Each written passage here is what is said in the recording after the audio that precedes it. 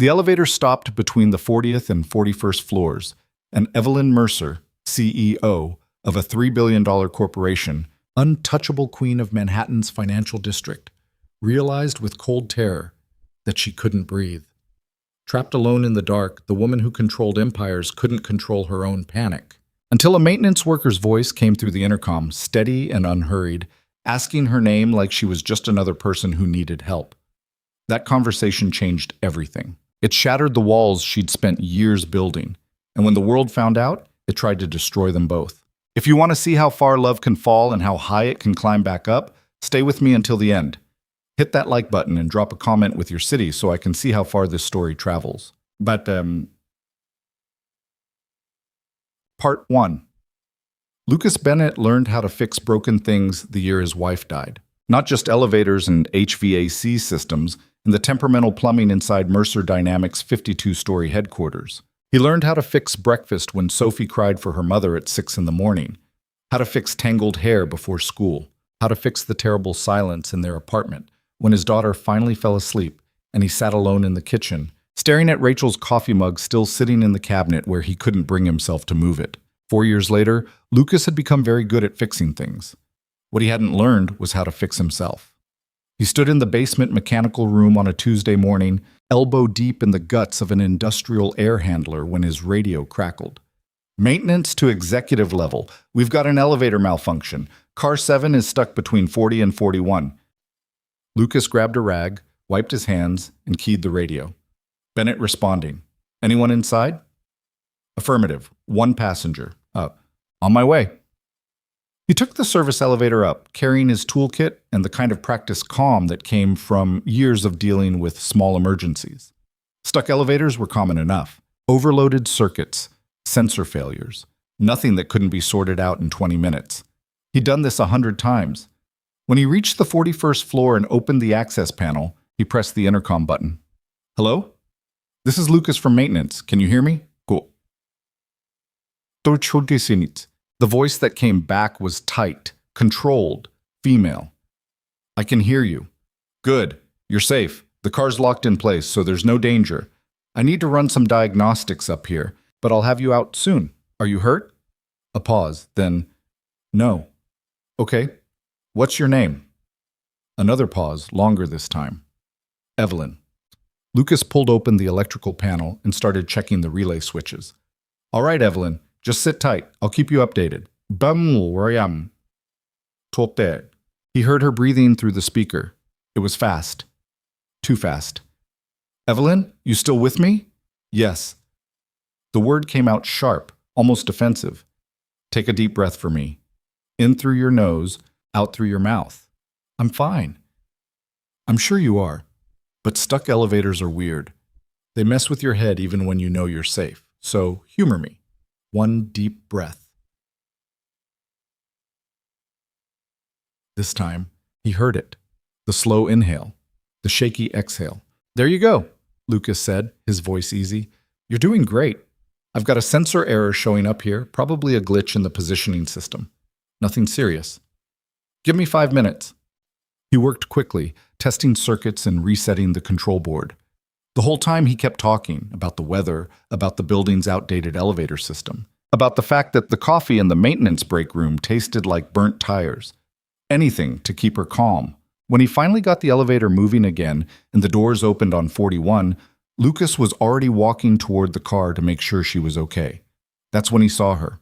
Evelyn Mercer sat in a wheelchair near the back of the elevator, hands gripping the armrest so hard her knuckles were white. She wore a charcoal suit that probably cost more than Lucas made in a month. Her dark hair pulled back in a style that looked effortless, but definitely wasn't. Everything about her screamed control, except her eyes. Her eyes looked like someone had just dragged her out of deep water. You all right? Lucas asked. She blinked, and just like that, the vulnerability vanished. Her face smoothed into something unreadable. Cold. I'm fine. Thank you for your assistance. She moved forward, maneuvering the wheelchair out of the elevator with practiced efficiency. Lucas stepped aside. Sorry about the wait, he said. If it happens again, just hit the emergency button. Someone will be there. It won't happen again. She said it like a command, like she could will the universe into compliance. Lucas watched her roll down the hallway toward the executive suites, flanked immediately by two assistants who appeared out of nowhere, tablets in hand, voices low and urgent. She didn't look back. He returned to the basement, finished the air handler repair, and didn't think about Evelyn again until he got home that night. Sophie was waiting at the door of their apartment in Queens, backpack still on, bouncing on her toes. "Dad, you're late." I know, Bug. Sorry, elevator emergency. He dropped his toolkit by the door and scooped her up, even though she was getting too big for it. She smelled like playground dirt and strawberry shampoo. "Did you save someone?" "Sort of. Just got them unstuck." "Like a superhero?" "More like a janitor with a toolbox." She giggled, and Lucas felt the tightness in his chest ease. This was the fix that mattered. The only one that really worked. They made spaghetti together. Sophie's job was stirring the sauce, which she took extremely seriously, and ate on the couch while watching a cartoon about talking animals. Afterward, Lucas helped her with her math homework, read her 2 chapters of the book they were working through, and tucked her into bed. "Dad?" "Yeah, Bug?" "Do you think Mom would be proud of me?" Lucas's throat closed. He sat down on the edge of her bed. "I think she'd be so proud of you she wouldn't even know what to do with herself." "I don't remember her voice anymore." "I know." "Does that make me bad?" "No, sweetheart. It makes you human." He smoothed her hair back. "But I remember it. And anytime you want, I'll tell you what she sounded like." Sophie nodded, her eyes already closing. "Okay. By the time Lucas made it to his own bed, it was past midnight. He lay there staring at the ceiling, thinking about the woman in the elevator, about the way her voice had sounded when she said she was fine, like she was trying to convince herself as much as him. He wondered if anyone ever told her it was okay not to be. Boss. The next morning, Lucas was rewiring a faulty light fixture on the 33rd floor when his radio buzzed again. "Bennett, you've got a request from executive. Office maintenance check." He frowned. "What kind of check?" "Temperature control issue. Ms. Mercer's office." Lucas's hand stilled on the wire. "Mercer? As in the CEO, yeah. She asked for you specifically." That was unusual. Executives didn't ask for specific maintenance workers. They didn't even know their names. "Come in." Evelyn Mercer sat behind a desk the size of Lucas's kitchen table, backlit by floor-to-ceiling windows that overlooked Manhattan like she owned the whole city. Maybe she did. Her office was immaculate. No clutter, no personal photos, nothing that suggested an actual person worked here. She looked up from her laptop. "Mr. Bennett." "Ms. Mercer." He hefted his toolkit. "I heard you're having temperature issues?" "The air conditioning is inconsistent. It's disruptive." "Oh." Lucas glanced at the thermostat on the wall. It read 71 degrees. He walked over, opened the panel, checked the settings. Everything looked fine. "Seems to be working normally," he said. "Is it too cold, too warm?" "It fluctuates." "Quotes." He pulled out a digital thermometer and took readings at different points in the room, all within a degree of each other. "I'm not seeing any fluctuation," Lucas said carefully, "but I can check the zone controls downstairs, make sure the airflow's balanced." "Please." She was watching him, not in the way people usually watched maintenance workers, with vague impatience or complete disregard. She was actually watching him, like he was a problem she was trying to solve. "Is there anything else?" Lucas asked. Evelyn's gaze flicked away. "No, thank you." He nodded and left, more confused than when he'd arrived. Downstairs, he checked the HVAC zone for the 51st floor. Everything was running perfectly. No fluctuations, no issues. The next day, she called him back. This time it was a flickering light. The day after that, a loose outlet cover. By the end of the week, Lucas knew exactly what was happening. And it wasn't about the lights or the air conditioning. On Friday, when his radio crackled with another request from Evelyn Mercer's office, Lucas stood in the maintenance hallway for a long moment before responding. "Bennett here. What's the issue?" "Window blinds aren't closing properly." He closed his eyes. Copy, same. When he got to her office this time, he didn't bother with small talk. He walked straight to the windows, tested the motorized blinds. They worked fine. "Miss Mercer," he said, turning around. "Why am I really here?" She looked up sharply. For a second, the mask slipped and he saw something raw underneath. Then it was gone. The blinds stick. No, they don't. They stared at each other across the cavernous office. You're calling me up here for fake problems, Lucas said quietly. And I don't know why. Evelyn's jaw tightened. You should return to your work. I'm trying to, but you keep inventing reasons to pull me away from it. Then consider it a directive from a superior and stop questioning it. Lucas set his toolkit down. He pulled up a chair, not across from her desk, but beside it, and sat down at her level. You don't want me to fix your air conditioning, he said. So what do you want? She looked at him like he'd just committed an unforgivable breach of protocol, which, technically, he had. You didn't sit down uninvited in the CEO's office. You definitely didn't call her out. I could have you fired, Evelyn said. You could, but you won't. You're very sure of yourself. No, I'm just good at reading people, and you're lonely. The word landed like a slap. Evelyn's face went completely blank. Lucas stood up.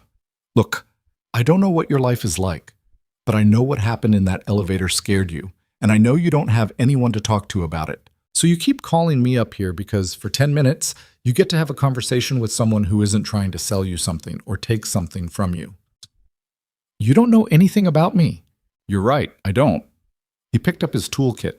But if you ever want to talk to someone who isn't going to treat you like a billionaire or a CEO or anything except a person who got stuck in an elevator and had a bad day, I'm around. He walked to the door. Mr. Bennett. He stopped.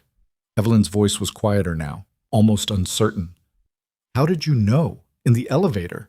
How did you know I was panicking? Lucas turned back. Because I've been there. Maybe not in an elevator, but I've been in the dark feeling like I couldn't breathe, trying to hold it together while everything fell apart. And the only thing that helped was someone talking to me like I wasn't broken. She studied him for a long moment. Your wife. He blinked. How did you... I read personnel files. That's not creepy at all.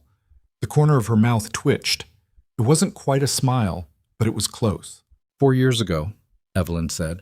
Car accident? Yeah, you have a daughter. Sophie, she's 6. And you raise her alone. That's generally how single parenting works. This time, she did smile. Small, fleeting, but real. You're very irreverent for a maintenance worker. You're very nosy for a CEO. Evelyn's smile faded, but something in her posture softened. I'm sorry. About your wife. Thank you. They stood there in the silence, two strangers recognizing something familiar in each other's pain. Finally, Evelyn said, The panic attacks started after my accident, 3 years ago. I've learned to manage them, but sometimes... She stopped. Sometimes the elevator is just an elevator. And sometimes it's a metal box and I can't get out. What happened in the accident? Drunk driver. I was crossing the street. She said it matter-of-factly, like she was reciting stock prices. I spent 6 months in physical therapy learning how to run a company from a wheelchair. Everyone said I'd step down, that I wasn't strong enough anymore. But you didn't. No, I got harder instead. She looked out the window at the city below. I thought if I was cold enough, controlled enough, people would forget. They'd stop seeing the chair and just see the CEO. Did it work? What were you, right? Right. Too well. Now nobody sees me at all. Lucas crossed back to the desk. He pulled a business card from his pocket, just his name and his maintenance department extension, and set it down in front of her. Next time you need to talk to someone who's not intimidated by you, call me, but make up a better excuse than the air conditioning. I'm running out of things to pretend to fix. Evelyn picked up the card, turning it over in her fingers like it was some kind of foreign object. Why would you do this? She asked. Do what? Be kind to me? You don't owe me anything? Lucas thought of Sophie, waiting for him at home, of Rachel's voice, which he'd never hear again, of all the strangers who'd been kind to him when his world collapsed, for no other reason than that he'd needed it. No, he said. I don't owe you anything, but maybe you need someone who doesn't. He left before she could respond. For 3 days, Evelyn didn't call. Lucas went back to his normal routine, fixing boilers, replacing filters, responding to maintenance tickets from people who didn't know his name. He told himself it was better this way. Getting involved with the CEO, even just as someone to talk to, was complicated. Dangerous, probably. He had Sophie to think about. He couldn't afford to lose this job. On Tuesday afternoon, his radio crackled. Bennett, executive level. Ms. Mercer is requesting you. Lucas closed the panel he'd been working on. What's the issue? She didn't say, just asked for you. When he got to her office, Evelyn was staring at her laptop with the kind of intensity that suggested she was trying to solve an equation that couldn't be solved. You called, Lucas said from the doorway. She looked up. I need your opinion on something. My opinion? Yes. About what? Come here, eat. Lucas walked over. She turned the laptop toward him. On the screen was an architectural rendering of some kind of medical facility. Clean lines, lots of glass, state-of-the-art equipment visible in the cutaways. What am I looking at? He asked. A rehabilitation center. We're funding the construction. It's meant to provide accessible physical therapy and adaptive technology for people recovering from spinal injuries. She paused. I've been reviewing the designs for weeks, and something feels wrong, but everyone keeps telling me it's perfect. Lucas studied the rendering. Can I be honest? Please. It looks like a hospital. Clean, efficient, intimidating as hell. If I just had my life turned upside down and someone sent me here to learn how to live again, I'd feel like a patient, not a person. Evelyn leaned back slightly. Go on. So, you need warmth. Natural light, yeah, but also spaces that feel human. A kitchen where people can cook together, not just a cafeteria. Gardens they can actually access, not just look at through windows. It should feel like a place where people get their lives back, not just their mobility. She stared at him. Then, slowly, she started typing notes. You're right, she said quietly. I've been looking at this from the perspective of efficiency and medical outcomes. Not from the perspective of someone who's actually... She stopped. Been there? Yes. Lucas pulled up the same chair as last time and sat down. Tell me about your rehab. Well, it was clinical, sterile. Everyone was very professional, very encouraging, and I hated every second of it. Evelyn's hand stilled on the keyboard. They kept talking about what I'd lost, what I'd never do again, and I kept thinking, if one more person uses the word brave to describe me sitting in a chair, I'm going to scream. So you left us. I left. I hired private therapists, worked from home, and rebuilt everything myself. She met his eyes. I don't want other people to have to do that. I want them to have the place I needed. Then build that place. They spent the next hour going through the designs together. Lucas didn't know anything about architecture, but he knew what it felt like to be broken and trying to put yourself back together in a space that didn't understand you. Evelyn listened to everything he said, making notes, asking questions, arguing with him when she disagreed. It was the most animated Lucas had seen her. When they finally finished, Evelyn sat back and looked at him. Thank you. This was helpful. Anytime. I mean it. You didn't have to. She stopped, searching for words. People don't usually talk to me like this. Like what? Like I'm a person who might be wrong about something. Lucas smiled. You're definitely wrong about the air conditioning. It's fine.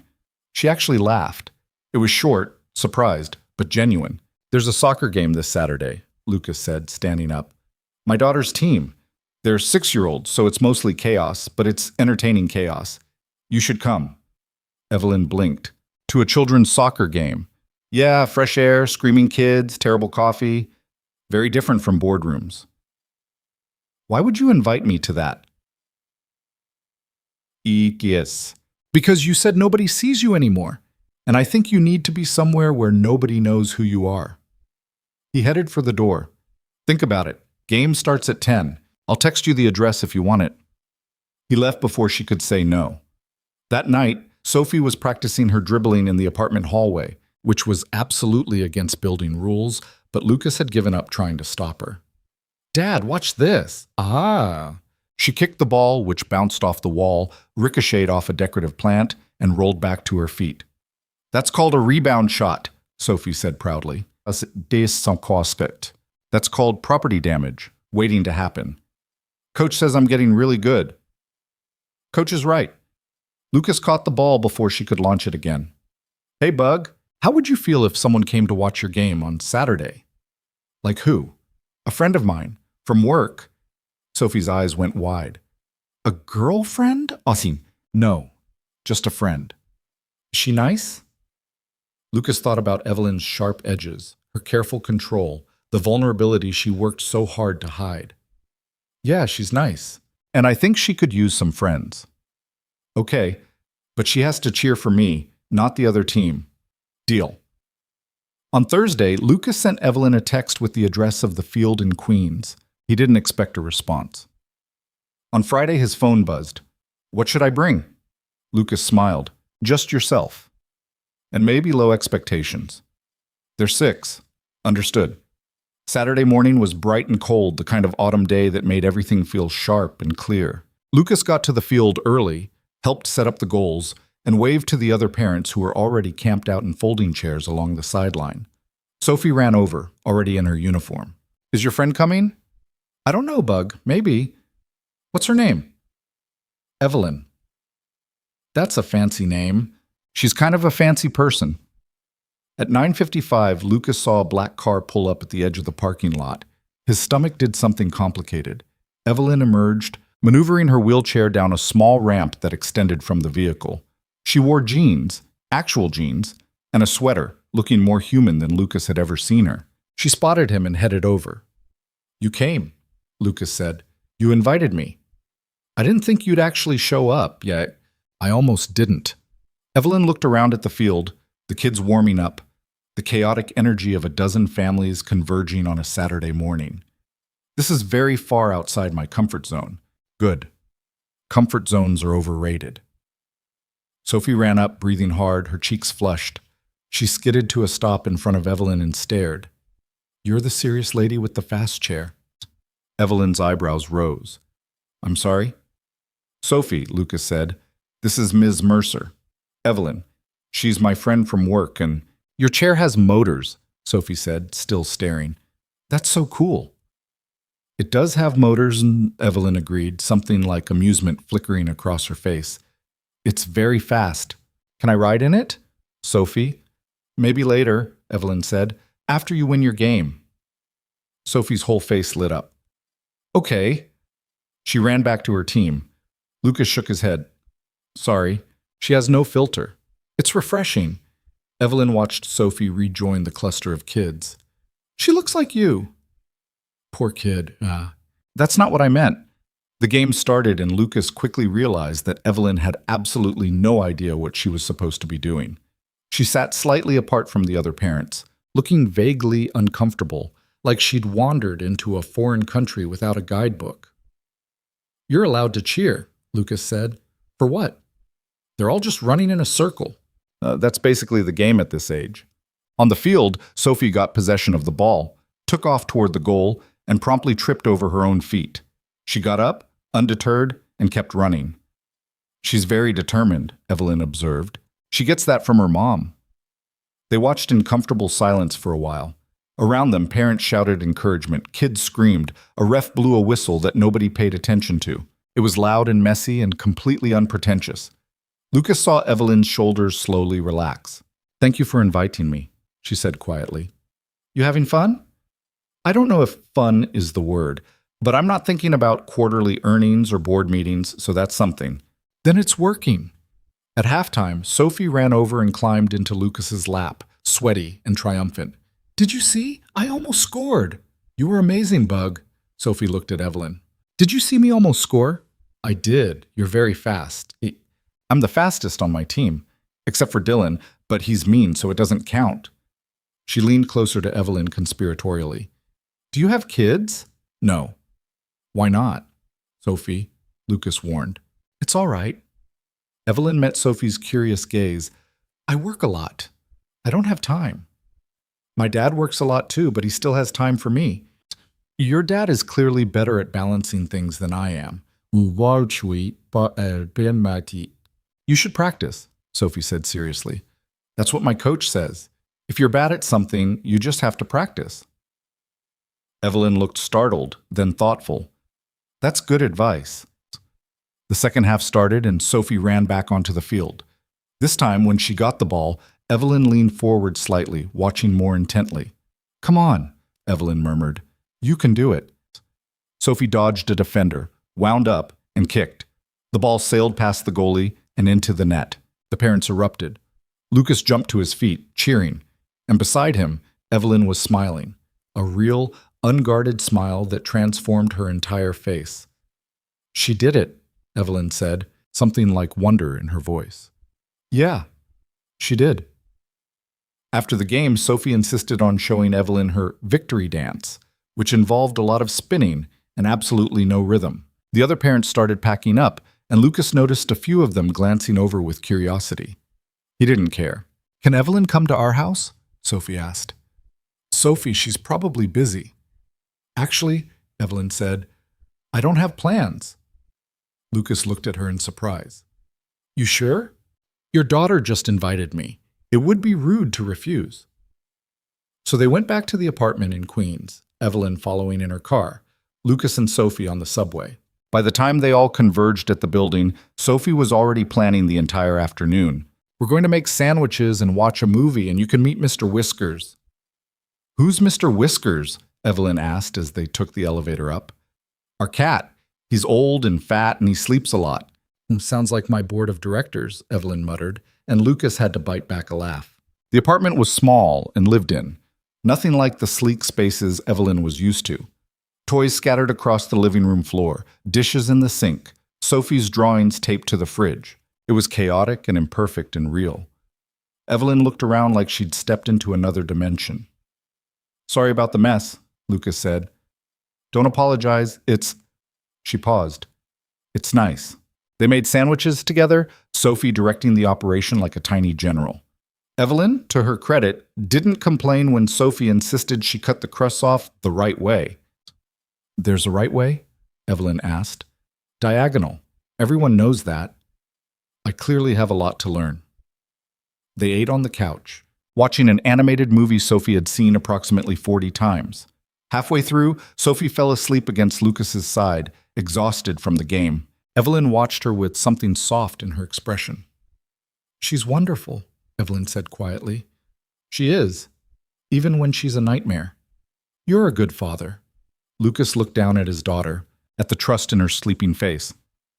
I'm trying. Some days are better than others. That's all anyone can do. They sat in comfortable silence while the movie played on. Mr. Whiskers eventually emerged from wherever he'd been hiding and, after a moment's consideration, jumped into Evelyn's lap. She froze. Should I? He likes you, Lucas said. That's rare. He usually hates everyone. Evelyn carefully placed a hand on the cat's back. Mr. Whiskers started purring, a sound like a small motor. I haven't had a pet since I was a child, she said. Why not? My life isn't set up for it. I travel constantly, work 18-hour days. It wouldn't be fair to an animal. But you'd want one. She was quiet for a moment, stroking Mr. Whiskers with surprising gentleness. Yes, I think I would. When Sophie woke up an hour later, she immediately suggested they play a board game. They ended up on the living room floor, the three of them, playing something incomprehensible that Sophie had invented herself with dice and cards and rules that changed every 5 minutes. Evelyn lost spectacularly. You're really bad at this, Sophie said, not unkindly. I'm beginning to realize that. It's okay. You can practice. Lucas watched Evelyn sitting on his apartment floor, laughing at a 6-year-old's made-up game, and felt something shift in his chest. Something that had been locked down tight for 4 years, suddenly cracking open. It terrified him. When evening came, Evelyn said she should go. Sophie hugged her goodbye, a fierce, unexpected hug that made Evelyn's expression do something complicated. You have to come back, Sophie said, if your dad invites me. He will. He likes you. Sophie, Lucas said, mortified. What? You do? Evelyn smiled. I like him too. Lucas walked her out to the elevator. They stood in the hallway, neither quite ready to say goodbye. Thank you, Evelyn said. For today. I can't remember the last time I felt this. Normal. You're welcome back anytime. Fair warning, though. Sophie's going to expect you at every game now. I think I can manage that. The elevator arrived. Evelyn rolled inside, then stopped, holding the door. Lucas? Yeah? I've spent 3 years building walls, making sure nobody got close enough to see anything real. She looked at him steadily. You're the first person who's made me want to tear them down. Before he could respond, the elevator doors closed. Lucas stood in the empty hallway for a long moment, his heart doing something unsteady in his chest. Behind him, the apartment door opened. Sophie peeked out. Dad? Are you okay? He turned around. Yeah, Bug. I'm okay. Do you think Evelyn will really come back? Lucas thought about the way she'd smiled at Sophie's goal, the way she'd sat on their floor playing a nonsense game without complaint, the way she'd looked at him when she said she wanted to tear down her walls. Yeah, he said. I think she will.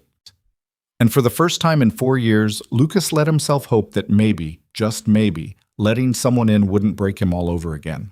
Evelyn came back the following Saturday, and the Saturday after that. And then she started showing up on Wednesdays too, claiming she had meetings in Queens that finished early, which Lucas knew was a lie because nobody had meetings in Queens, and certainly not the CEO of Mercer Dynamics. But he didn't call her on it. Sophie treated Evelyn's presence like it was the most natural thing in the world. She'd drag her into games, demand her opinion on homework, and explain the complex social politics of first grade with the kind of seriousness usually reserved for United Nations negotiations. Dylan said my drawing was ugly, but Emma said it was good. So I don't know who to believe, Sophie said one Wednesday evening, sprawled on the living room floor with markers everywhere. Evelyn studied the drawing, a lopsided house with what might have been a dog or possibly a horse. What do you think of it? Sophie frowned. I think the windows are crooked. Then fix the windows. Dylan's opinion doesn't matter if you're not happy with it yourself. Sophie considered this, then picked up a marker and started redrawing. You're smart. Thank you. For a grown-up. Lucas bit back a smile from the kitchen, where he was attempting to make stir-fry without setting off the smoke alarm. He'd gotten used to Evelyn being there, the way she folded herself into their small chaos without complaint. She never showed up empty-handed. There were books for Sophie, good coffee for Lucas, and once, inexplicably, a stuffed elephant that Sophie immediately named George and refused to sleep without. You're spoiling her, Lucas said that night after Sophie had gone to bed. Evelyn was sitting on the couch, her wheelchair parked beside it, Mr. Whiskers asleep in her lap. Is that a problem? No, but she's going to expect elephants every week now. There are worse expectations to have. Lucas sat down beside her, close enough that their shoulders almost touched. The apartment was quiet except for the ambient noise of the city outside, sirens in the distance, someone's television through the wall, the building settling into night. Can I ask you something? Lucas said. Of course. Why are you really here? I mean, I know you like spending time with Sophie, but you could be anywhere, doing anything. You're one of the most powerful people in the city, and you're sitting in my apartment watching me burn dinner. Evelyn was quiet for a moment, her hand stilling on the cat's fur.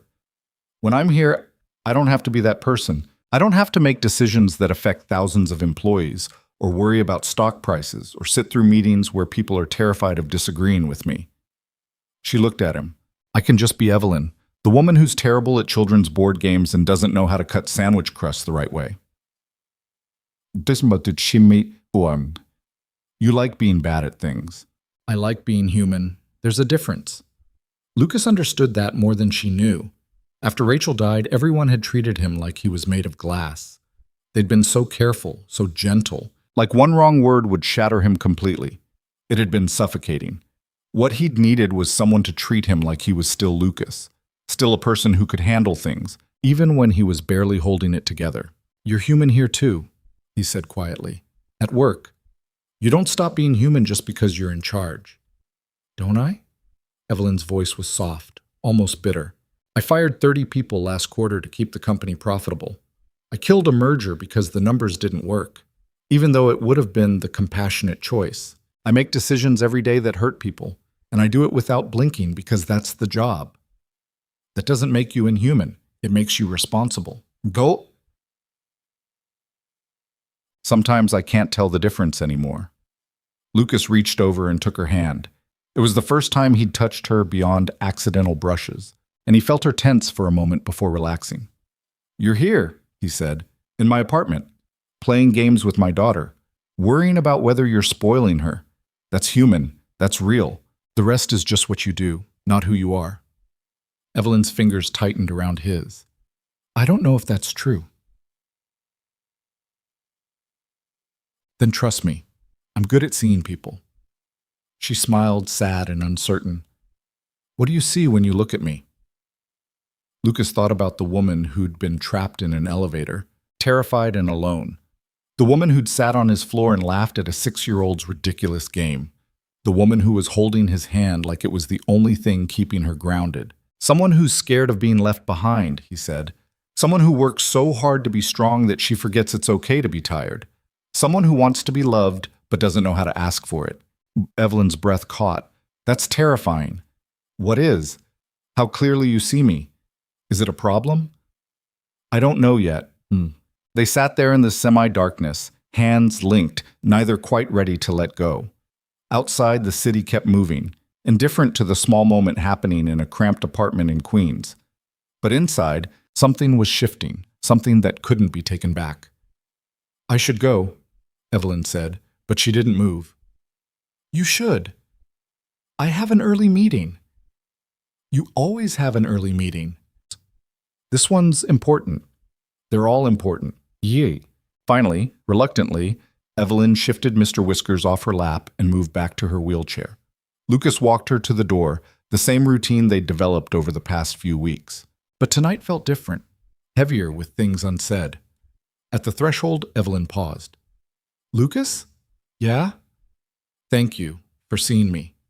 She left before he could tell her that she was impossible not to see. The next morning at work, Lucas ran into James Martinez, another maintenance tech who'd been at Mercer Dynamics almost as long as the building itself. James was rewiring a control panel in the basement when Lucas came down to grab supplies. Hey, Bennett, heard you've been spending a lot of time on the executive floors lately. Lucas kept his voice neutral.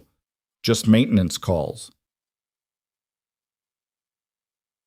Right, maintenance. James didn't look up from his work. Word of advice, don't get too comfortable up there. People notice things. There's nothing to notice.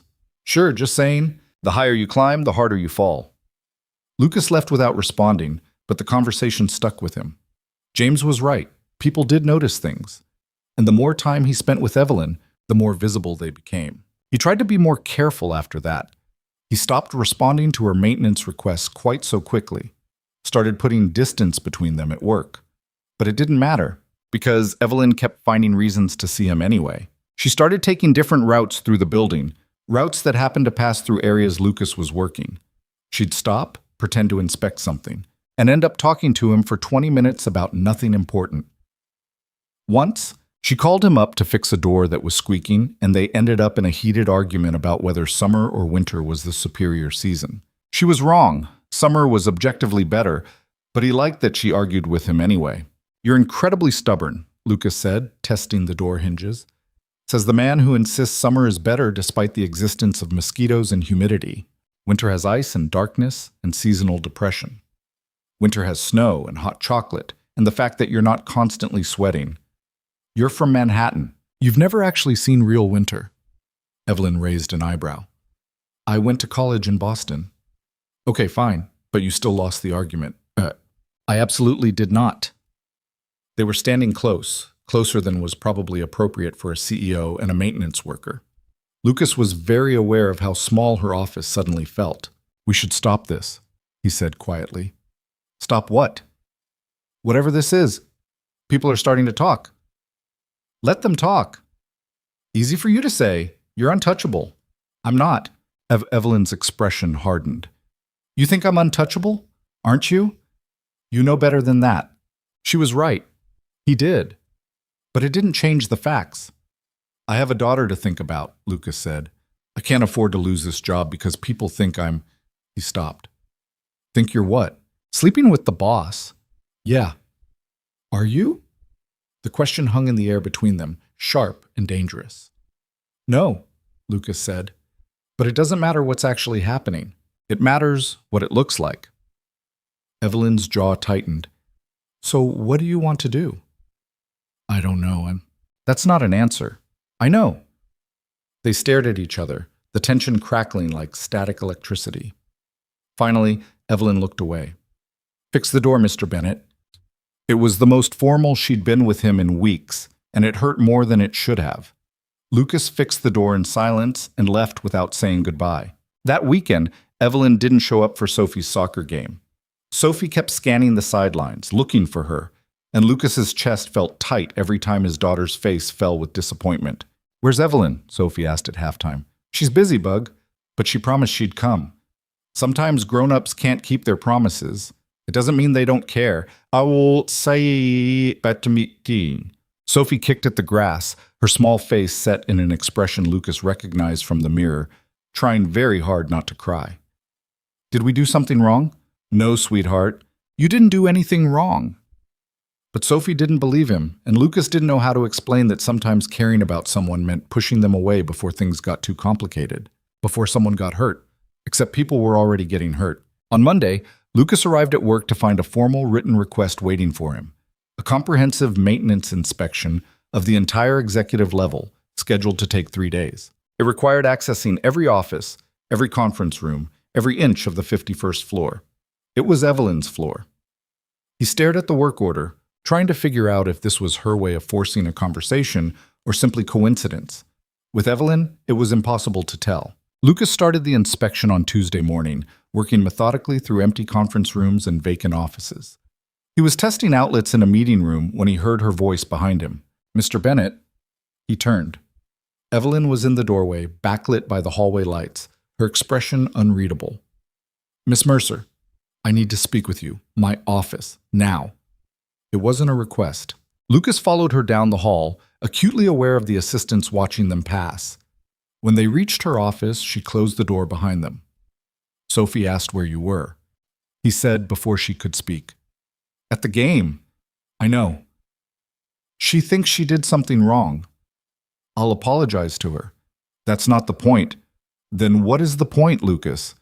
Evelyn's voice was sharp. You made it clear that we needed distance, so I gave you distance. By disappearing? By breaking a promise to a 6-year-old? I was trying to respect your boundaries. By hurting my daughter? Evelyn flinched. That wasn't my intention. I know, but that's what happened. They stood on opposite sides of her massive desk, the physical distance between them feeling like miles. I don't know how to do this, Evelyn said finally, her voice quieter. I don't know how to be close to people without it becoming complicated. I don't know how to care about someone without it feeling like a liability. Is that what we are to you? A liability? No, you're... She stopped, struggling with the words. You're the best thing that's happened to me in years, both of you. And that terrifies me because I don't know how to protect it. Lucas came around his desk. You don't protect it by running away. I'm not running. Yes, you are. Because this is getting real, and real is scary, and you're used to controlling things. But you can't control this, Evelyn. You can't control how Sophie feels about you, or how I... He caught himself. How you what? He looked at her, at the vulnerability written across her face despite her best efforts to hide it. How I'm starting to feel about you. The admission hung between them, heavy and irrevocable. Lucas, you don't have to say anything. I just need you to know that I'm not interested in something casual. I have Sophie to think about, and she's already attached to you. So if you're going to keep showing up, I need to know you're going to stay. Not forever, maybe, but for real. Not just when it's convenient or uncomplicated. Evelyn's hands gripped the arms of her wheelchair. I don't know if I know how to do that. Then learn. You said yourself, if you're bad at something, you practice. That was about soccer. It works for relationships too. We're not in a relationship, aren't we? The question hit its mark. Evelyn looked away, her carefully constructed composure finally cracking. I can't promise I won't mess this up, she said. I'm not asking for perfect. I'm asking for honest. What if honest isn't enough? Then at least we'll know. Evelyn met his eyes again, and Lucas saw everything she was afraid to say written in her expression. The fear of being left, of being too much, of being not enough. "Come to dinner," he said. "Tomorrow night. Let Sophie give you another chance. Let me give you another chance. And if people find out, then they find out. I'm tired of pretending you're just someone I work for. Lucas, you could lose your job. And you could lose your reputation. But we're both going to lose something more important if we keep hiding." She was quiet for a long moment, weighing risks the way she'd been trained to do. Cost-benefit analysis. Probability of success versus potential for disaster. But then something shifted in her face, and Lucas realized she'd stopped calculating. "What time?" she asked. 6. "And don't bring anything fancy. Sophie wants to teach you how to make tacos." "I don't know how to make tacos." "That's kind of the point." For the first time that day, Evelyn smiled. "Okay." "Okay." "Yes, I'll be there." Lucas left her office feeling like he'd just stepped off a ledge, not knowing if he was going to fall or fly. That evening, Sophie was doing her homework at the kitchen table when Lucas told her Evelyn was coming to dinner the next night. Her head snapped up. "Really?" "Really. She's sorry she missed your game. Is she coming to the next one?" "I think so. But you can ask her yourself tomorrow." Sophie abandoned her homework entirely and launched into elaborate plans for the evening. They needed to clean the entire apartment, she declared, and make a welcome sign, and maybe bake cookies, except they didn't have time for that, so they'd have to buy cookies and pretend they made them. "We're not lying about cookies," Lucas said. "It's not lying if the cookies are good." That's exactly what lying is. But he helped her make the sign anyway, watching as she drew elaborate decorations around the words, "Welcome back, Evelyn," in marker that was probably never coming out of the table. The next evening, Sophie changed her outfit 4 times before settling on her favorite dress. The blue one, with pockets that she insisted made her look sophisticated. Lucas didn't have the heart to tell her that wearing sneakers with it somewhat undermined the effect. When the knock came at 6, Sophie sprinted to the door so fast she nearly took out a lamp. Evelyn stood in the hallway, holding a small bag. She looked nervous. "Hi," Sophie said. "Hi. I made you a sign. I saw. It's beautiful. Dad said you were sorry." "I am. Very sorry. I should have been at your game." Sophie studied her for a moment with the serious intensity only children could manage. "Okay, you're forgiven, but you have to come to all my games now, Shell. Deal." Sophie threw her arms around Evelyn in a hug so fierce it nearly knocked her back. Lucas saw Evelyn's eyes go wide with surprise before she wrapped her arms around his daughter and held on tight.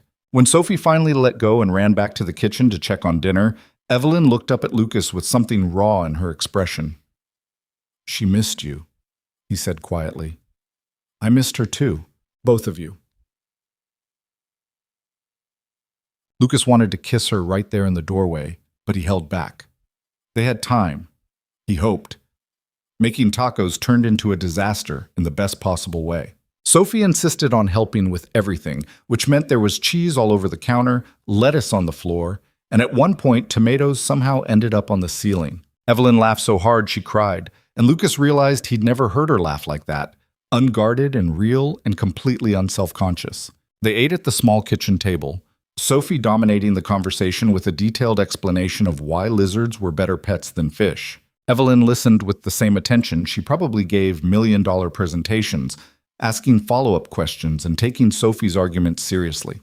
After dinner, they played the made-up board game again, and this time Evelyn won, which Sophie declared was suspicious. "You cheated," Sophie said, but she was grinning. "I absolutely did not. I simply learned the rules. The rules change. Then I learned faster." Sophie considered this. "Okay, you're getting better." "Thank you, I've been practicing." When bedtime came, Sophie asked if Evelyn would help with the tucking-in routine. Lucas watched from the doorway as Evelyn listened to Sophie's lengthy summary of everything that had happened at school that day, nodding in all the right places, asking questions that made Sophie feel heard. "Will you be here when I wake up?" Sophie asked. "No, sweetheart. I have to go home tonight." "But you'll come back?" "Yes, I promise." "Okay." Sophie yawned, already half asleep. I love you, Evelyn. The words hit like a freight train. Lucas saw Evelyn freeze, saw the panic and tenderness and fear flash across her face in quick succession. I love you too, Evelyn said softly. Sophie smiled and closed her eyes. Lucas and Evelyn retreated to the living room, both of them shaken. I didn't expect that, Evelyn said, her voice unsteady. She doesn't say that to just anyone. I know. That's what makes it terrifying. Lucas sat beside her on the couch. Why terrifying? Because what if I let her down? What if I can't be what she needs? You're already what she needs. You show up. You listen. You care. That's all kids want. Is it all you want? The question caught him off guard. Lucas looked at her, really looked at her, and saw past the CEO, past the wheelchair, past all the armor she wore to keep the world at bay. No, he said honestly. I want more than that. What do you want? I want this, you, here, with us, not just on Saturdays, not just when it's easy. I want the complicated parts too. The fights and the fears and the messy reality of being with someone. I don't know if I'm capable of that. You were just in there telling my daughter you love her. You're more capable than you think. Evelyn's hand found his, fingers intertwining. I haven't done this in a long time. I haven't let anyone close since the accident. Why not? Because people see the wheelchair and they either treat me like I'm broken or like I'm inspirational. Nobody just treats me like a person who happens to use a chair. I don't think you're broken. I know. That's why I keep coming back. Well, they sat in the quiet, the city humming outside, the weight of Sophie's words still hanging in the air. I'm going to mess this up, Evelyn said. I'm going to work too much and forget to call and prioritize the wrong things because that's what I've always done. Probably. You're not supposed to agree with me. What? I'm being honest. You asked for honest. Lucas turned to face her. But I'm going to mess up too. I'm going to be overprotective of Sophie and worry too much about money and probably compare you to Rachel sometimes, even though that's not fair. Your wife. Yeah. Do you still love her? Always. But that doesn't mean I can't love someone else too. Evelyn's breath caught. You're saying you love me.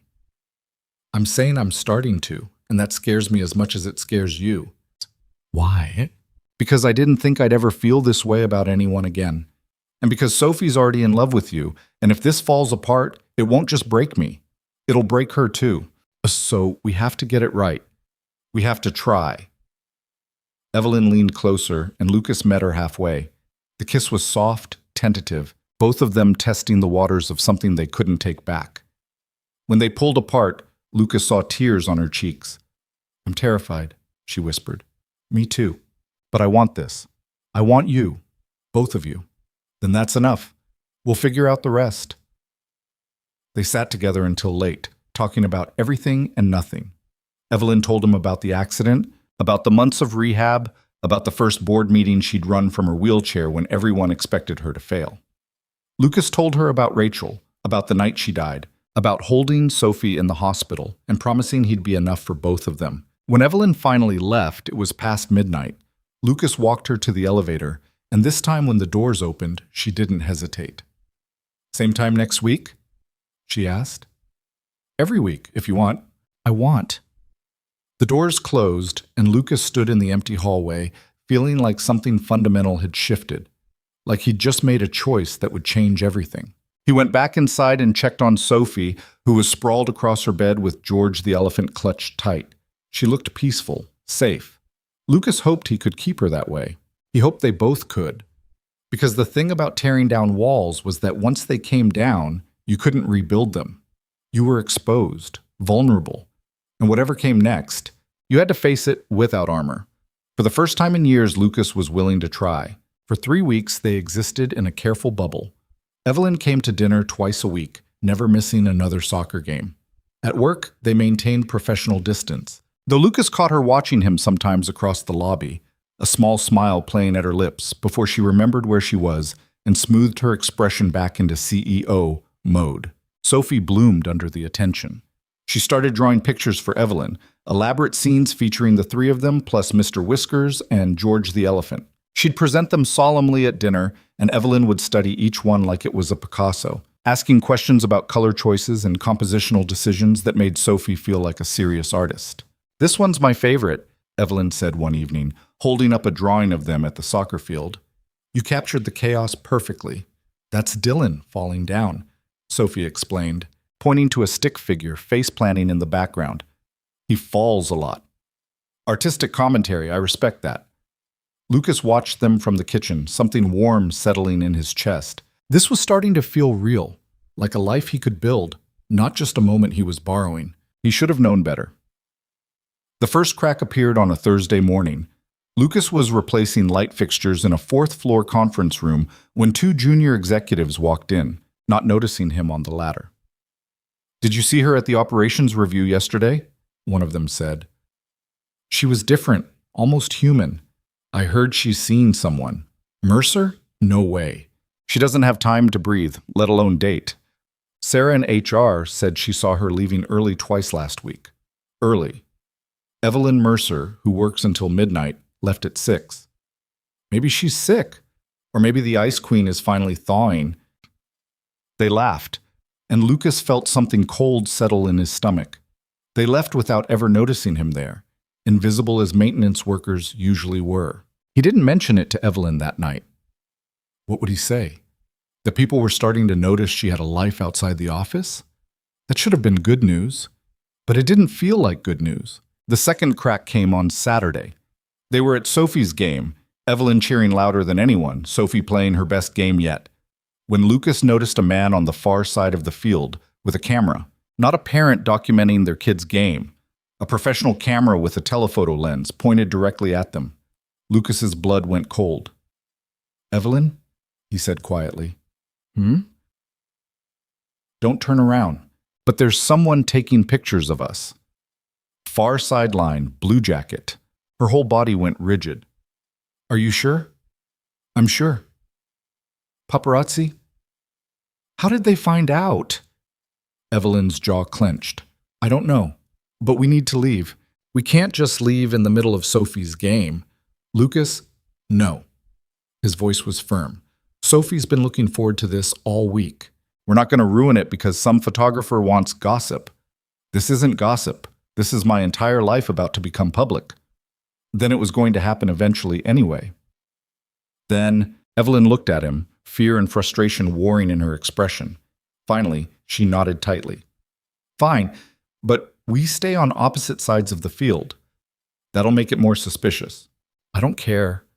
She moved her wheelchair 15 feet away, creating distance that felt like a chasm. Sophie noticed immediately, looking between them with confusion, and Lucas saw her little face fall. The joy drained out of the game. They lost 4-1. Sophie barely tried in the second half. When it was over, Lucas hustled Sophie to the car while Evelyn left separately. The photographer got his shots anyway. Lucas saw the flash from the corner of his eye, but at least they'd tried. That night, Sophie was quiet during dinner. She pushed her pasta around without eating, and when Lucas asked what was wrong, she just shrugged. "Did I do something to make Evelyn mad?" she finally asked. "No, Bug, of course not." "Then why did she move away from us?" Hey, Lucas didn't know how to explain that sometimes the adult world was complicated and stupid and unfair. She was just trying to get a better view of the field. "Dad," Sophie gave him a look that said she wasn't buying it. "I'm 6. I'm not dumb." "I know you're not." "Is something bad going to happen?" The question hit him hard because he didn't have a good answer. "I don't know, sweetheart. Maybe. But whatever happens, you and me, we're going to be okay." "What about Evelyn?" "She'll be okay too." "Will she still come to dinner?" "I hope so." But Sophie heard the uncertainty in his voice, and her eyes filled with tears. "I don't want her to leave." "I don't either." He held her while she cried, and tried not to think about the fact that he'd let this happen. He'd let Sophie get attached to someone who might disappear, and if Evelyn left, it wouldn't just break his heart, it would break his daughter's too. The story broke on Monday. Lucas didn't see it at first. He was in the basement running diagnostics on the heating system when James found him, tablet in hand. "You need to see this," James said, his expression grim. The headline read, Mercer Dynamics CEO in secret relationship with company employee. Below it was a photo from the soccer field, Evelyn watching the game, Lucas standing nearby, both of them smiling. The article was worse. It detailed their secret romance, questioned whether Evelyn was compromising her position by dating a subordinate, and included quotes from unnamed sources speculating about favoritism and conflicts of interest. There was another photo, this one from outside Lucas's apartment building. The caption identified it as his residence in Queens, including his address. "They printed my address," Lucas said, his voice hollow. "Yeah, I'm sorry, man." Lucas pulled out his phone and called Sophie's school. "This is Lucas Bennett, Sophie's father. I need to speak with the principal immediately." 10 minutes later, he was in his supervisor's office, explaining that he needed to leave work early to pick up his daughter. His supervisor, a gruff man named Bill, who'd been running maintenance for 20 years, just waved him off. "Go, take tomorrow too if you need it." "Bill, look, I don't care who you're dating, but you've got a kid to protect, so go protect her." Lucas went. He got to the school just as classes were letting out. Sophie saw him and ran over, her backpack bouncing. "Dad, what are you doing here?" "Thought we'd walk home together today.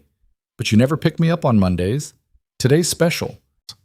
They made it 2 blocks before he noticed the car following them. A dark sedan driving slowly, someone in the passenger seat with a camera. Lucas grabbed Sophie's hand. "We're going to take a different route today, okay?" "Why?" "Just feels like an adventure day." Shut. He cut through an alley, doubled back through a bodega where the owner knew him, and finally lost the tail near a busy intersection. By the time they got home, Lucas was shaking with adrenaline and fury. His phone had 17 missed calls, most from numbers he didn't recognize, 2 from Evelyn. He called her back. "Are you okay?" she said immediately. "They followed us from school, Sophie's school, Evelyn. They followed my 6-year-old daughter." "I know. I'm so sorry." What? How did this happen?" "I don't know. Someone at the company must have talked. Or the photographer sold the photos to the press. It doesn't matter now. It matters to me." "Lucas, they printed my address. Do you understand what that means? Anyone can show up here. Anyone can—" He stopped, trying to control his breathing. "Sophie asked me if something bad was going to happen, and I told her no because I'm an idiot who wanted to believe we could make this work."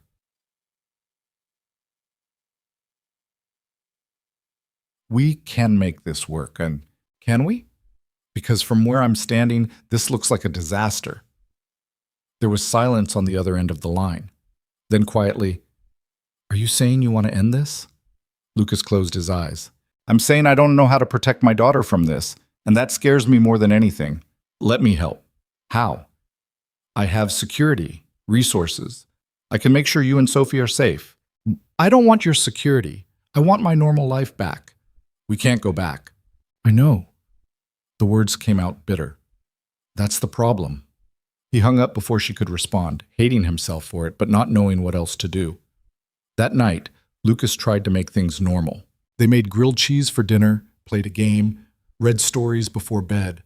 But Sophie kept asking about Evelyn, and Lucas kept deflecting, and by the time he finally got her to sleep, they were both exhausted. Lucas sat on the couch with Mr. Whiskers and stared at his phone.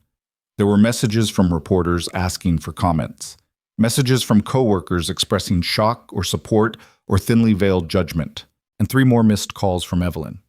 He didn't call her back. The next morning, Lucas woke to find reporters camped outside his building. 6 of them, cameras ready, shouting questions the moment he stepped outside with Sophie. "Mr. Bennett, how long have you been involved with Miss Mercer?" "I'm Miss Mercer. Is it true you're receiving special treatment at work?" "Sophie, how do you feel about your dad's girlfriend?" Lucas put himself between Sophie and the cameras, his arm around her shoulders. "No comment. Leave my daughter alone." "Just a few questions." "I said no comment." He got Sophie into a cab, gave the driver the school address, and watched until they were out of sight. Then he turned back to the reporters. "You want a story? Here it is. I'm a single father trying to raise my kid and do my job. That's it. There's no scandal here, so leave us alone. But your relationship with Ms. Mercer is none of your business." He went back inside, hands shaking, and called in sick to work. There was no way he was going to the office today. Around noon, his phone rang. An unknown number. Hello, Mr. Bennett. This is Victoria Chen from Mercer Dynamics Legal Department. Ms. Mercer has asked me to reach out regarding the current media attention. Lucas's jaw tightened. I don't need a lawyer. This isn't about legal representation. We'd like to offer you protection, security detail for you and your daughter, relocation assistance if you'd like to move temporarily until this dies down. I'm not relocating. This is my home. I understand, but Ms. Mercer is concerned for your safety. Then she can call me herself. She tried. You didn't answer. Lucas closed his eyes. Tell her I need time. Of course.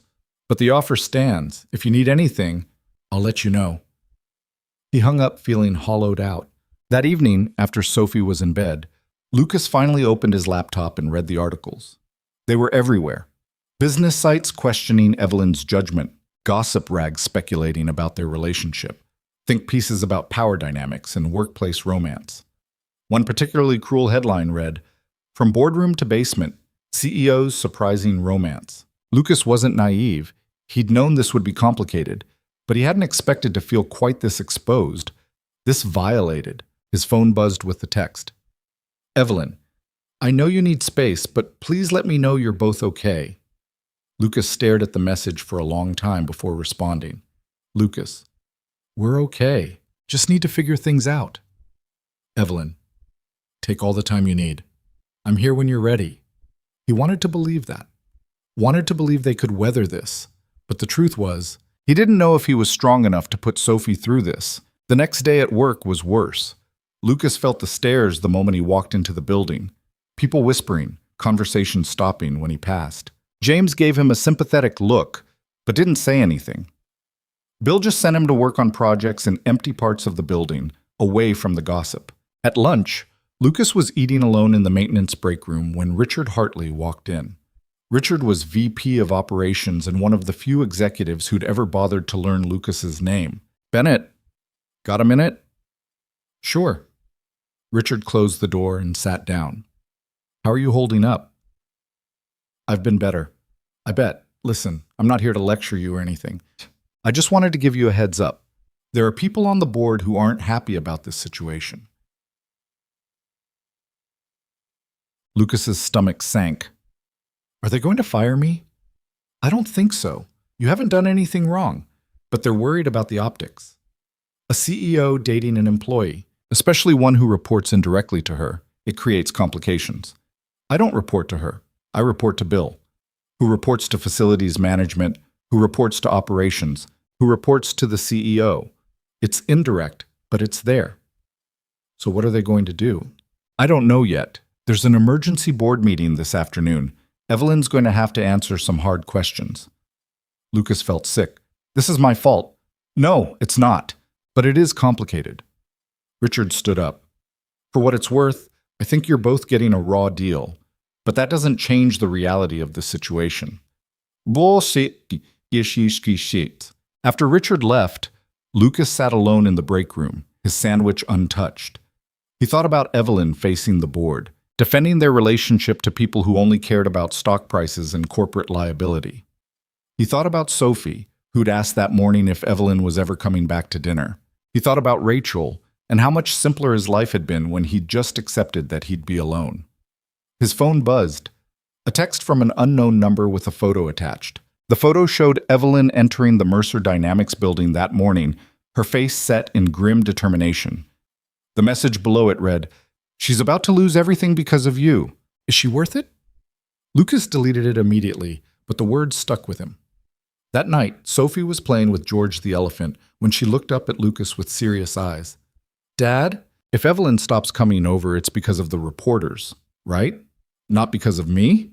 Bug, none of this is because of you. But if I was better, maybe... No." Lucas knelt down in front of her. "Listen to me. You are perfect exactly as you are, and Evelyn loves you. Whatever happens, that doesn't change. Then why does everything feel bad? Because sometimes grown-ups make things complicated, but that's not your fault, okay?" Sophie nodded, but she didn't look convinced. She went to bed early that night, clutching George like a lifeline, and Lucas sat in the living room feeling like the worst father in the world. His phone rang. Evelyn. He almost didn't answer, but he'd been avoiding her for 3 days, and that wasn't fair either. Hi, he said. Hi. Her voice sounded exhausted. I just got out of this board meeting. How bad was it? Bad. They want me to release a statement distancing myself from you. Say it was a brief lapse in judgment, that it's over, that I'm refocusing on the company. Lucas's chest tightened. And are you going to? No. Evelyn, I told them I'm not apologizing for having a personal life. I told them that what I do outside of work is my business. And as long as it doesn't impact my ability to do my job, they can accept it or replace me. They could actually replace you. I know. You'd lose everything. Not everything. Her voice softened. I'd still have you. And Sophie, if you'll still have me. Lucas closed his eyes, torn between wanting her and wanting to protect her. I don't know if I can do this. The silence on the other end was deafening. I'm scared, Lucas continued. I'm scared of what this is doing to Sophie. I'm scared of losing my job.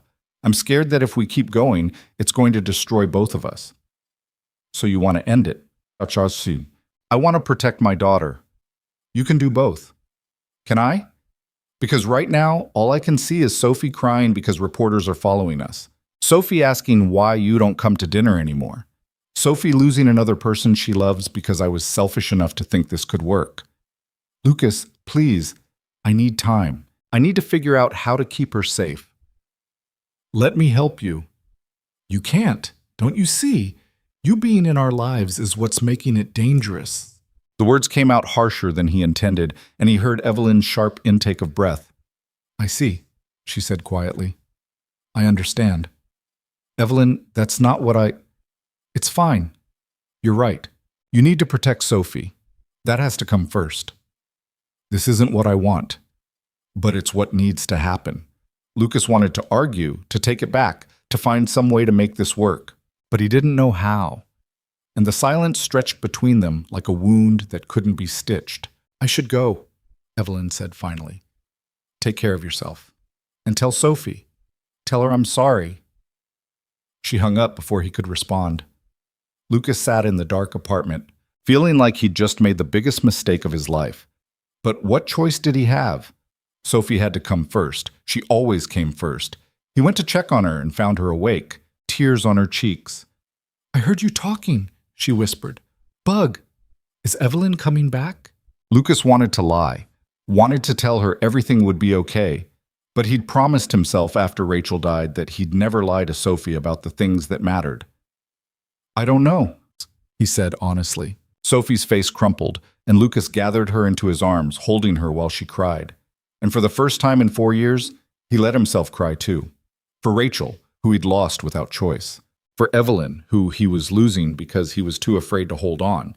For Sophie, who just learned that sometimes love wasn't enough to keep people from leaving.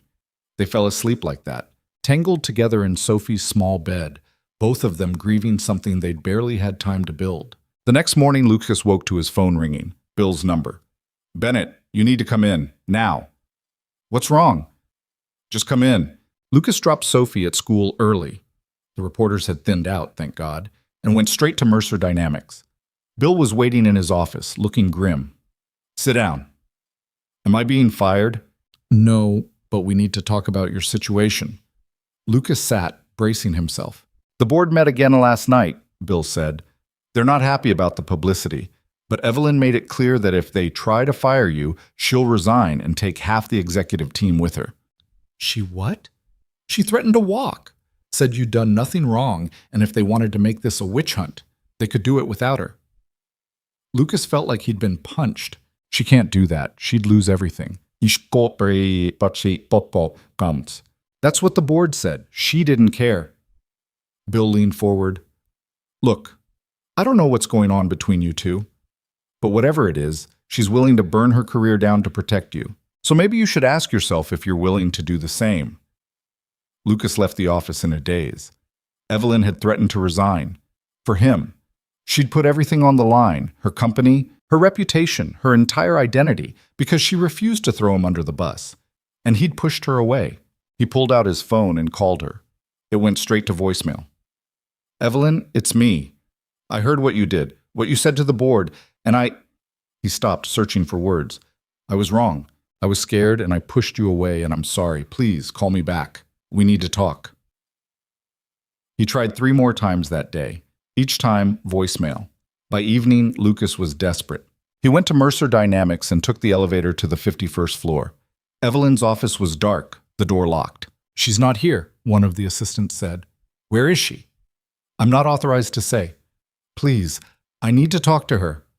The assistant hesitated, then lowered her voice. She took the rest of the week off. Said she needed time to think. Lucas's heart sank. Do you know where she went? No, I'm sorry. He went home feeling defeated.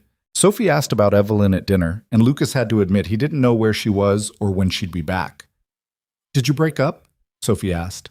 I don't know, Bug. Maybe. That's stupid. Sophie, you love her, and she loves you, and you're both being stupid. Out of the mouths of children, Lucas thought. You're right. So fix it. I'm trying. Try harder. For 3 days, Lucas tried. He called, texted, even showed up at Mercer Dynamics again. Nothing. Evelyn had vanished, and nobody would tell him where. On the 4th day, he got a call from Victoria Chen, the lawyer. Mr. Bennett, I have a message from Miss Mercer. Where is she? Is she okay? She's fine. She wanted me to tell you that she's taking time to reconsider her position at the company. She's meeting with the board next week to discuss her future. What does that mean? It means she's deciding whether to stay as CEO or step down. Lucas felt cold. She's thinking about resigning. Yes. Because of me. Victoria was quiet for a moment. Because of a lot of things, but yes, your situation is part of it. I need to talk to her. She's not ready for that yet. When will she be ready? I don't know, but she asked me to tell you something else. What? She said to tell you that she doesn't regret it, any of it, and that Sophie deserves better than adults who are too scared to fight for what matters. The line went dead. Lucas stood in his apartment, Victoria's words echoing in his head. Sophie deserves better than adults who are too scared to fight for what matters. She was right. He'd been so focused on protecting Sophie from getting hurt that he'd forgotten to show her what it looked like to fight for the people you love, to take risks, to choose courage over fear.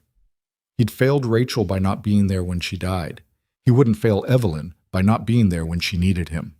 Lucas grabbed his keys, called Sophie's babysitter, a neighbor who'd helped out before, and headed for the door. Where are you going? Sophie called from her room. To fix my stupid mistake, Lucas called back. Good, Sophie yelled. Bring Evelyn home. Lucas smiled despite everything. I'm going to try, Bug. He just hoped he wasn't too late. Lucas tried Evelyn's apartment first. The doorman, an older man with kind eyes who clearly recognized Lucas from the news, just shook his head. She's not here, sir. Left 3 days ago with a suitcase. Did she say where she was going? No, but she asked me to hold her mail for the week. Lucas stood on the sidewalk outside the luxury building trying to think. Where would Evelyn go when she needed to disappear? She didn't have family she was close to. She'd mentioned that once, carefully avoiding details. No vacation home she'd ever talked about. No place that felt like sanctuary. Except, Lucas pulled out his phone and called Victoria Chen again. Mr. Bennett, the rehab center, the one she's funding, where is it? Victoria hesitated.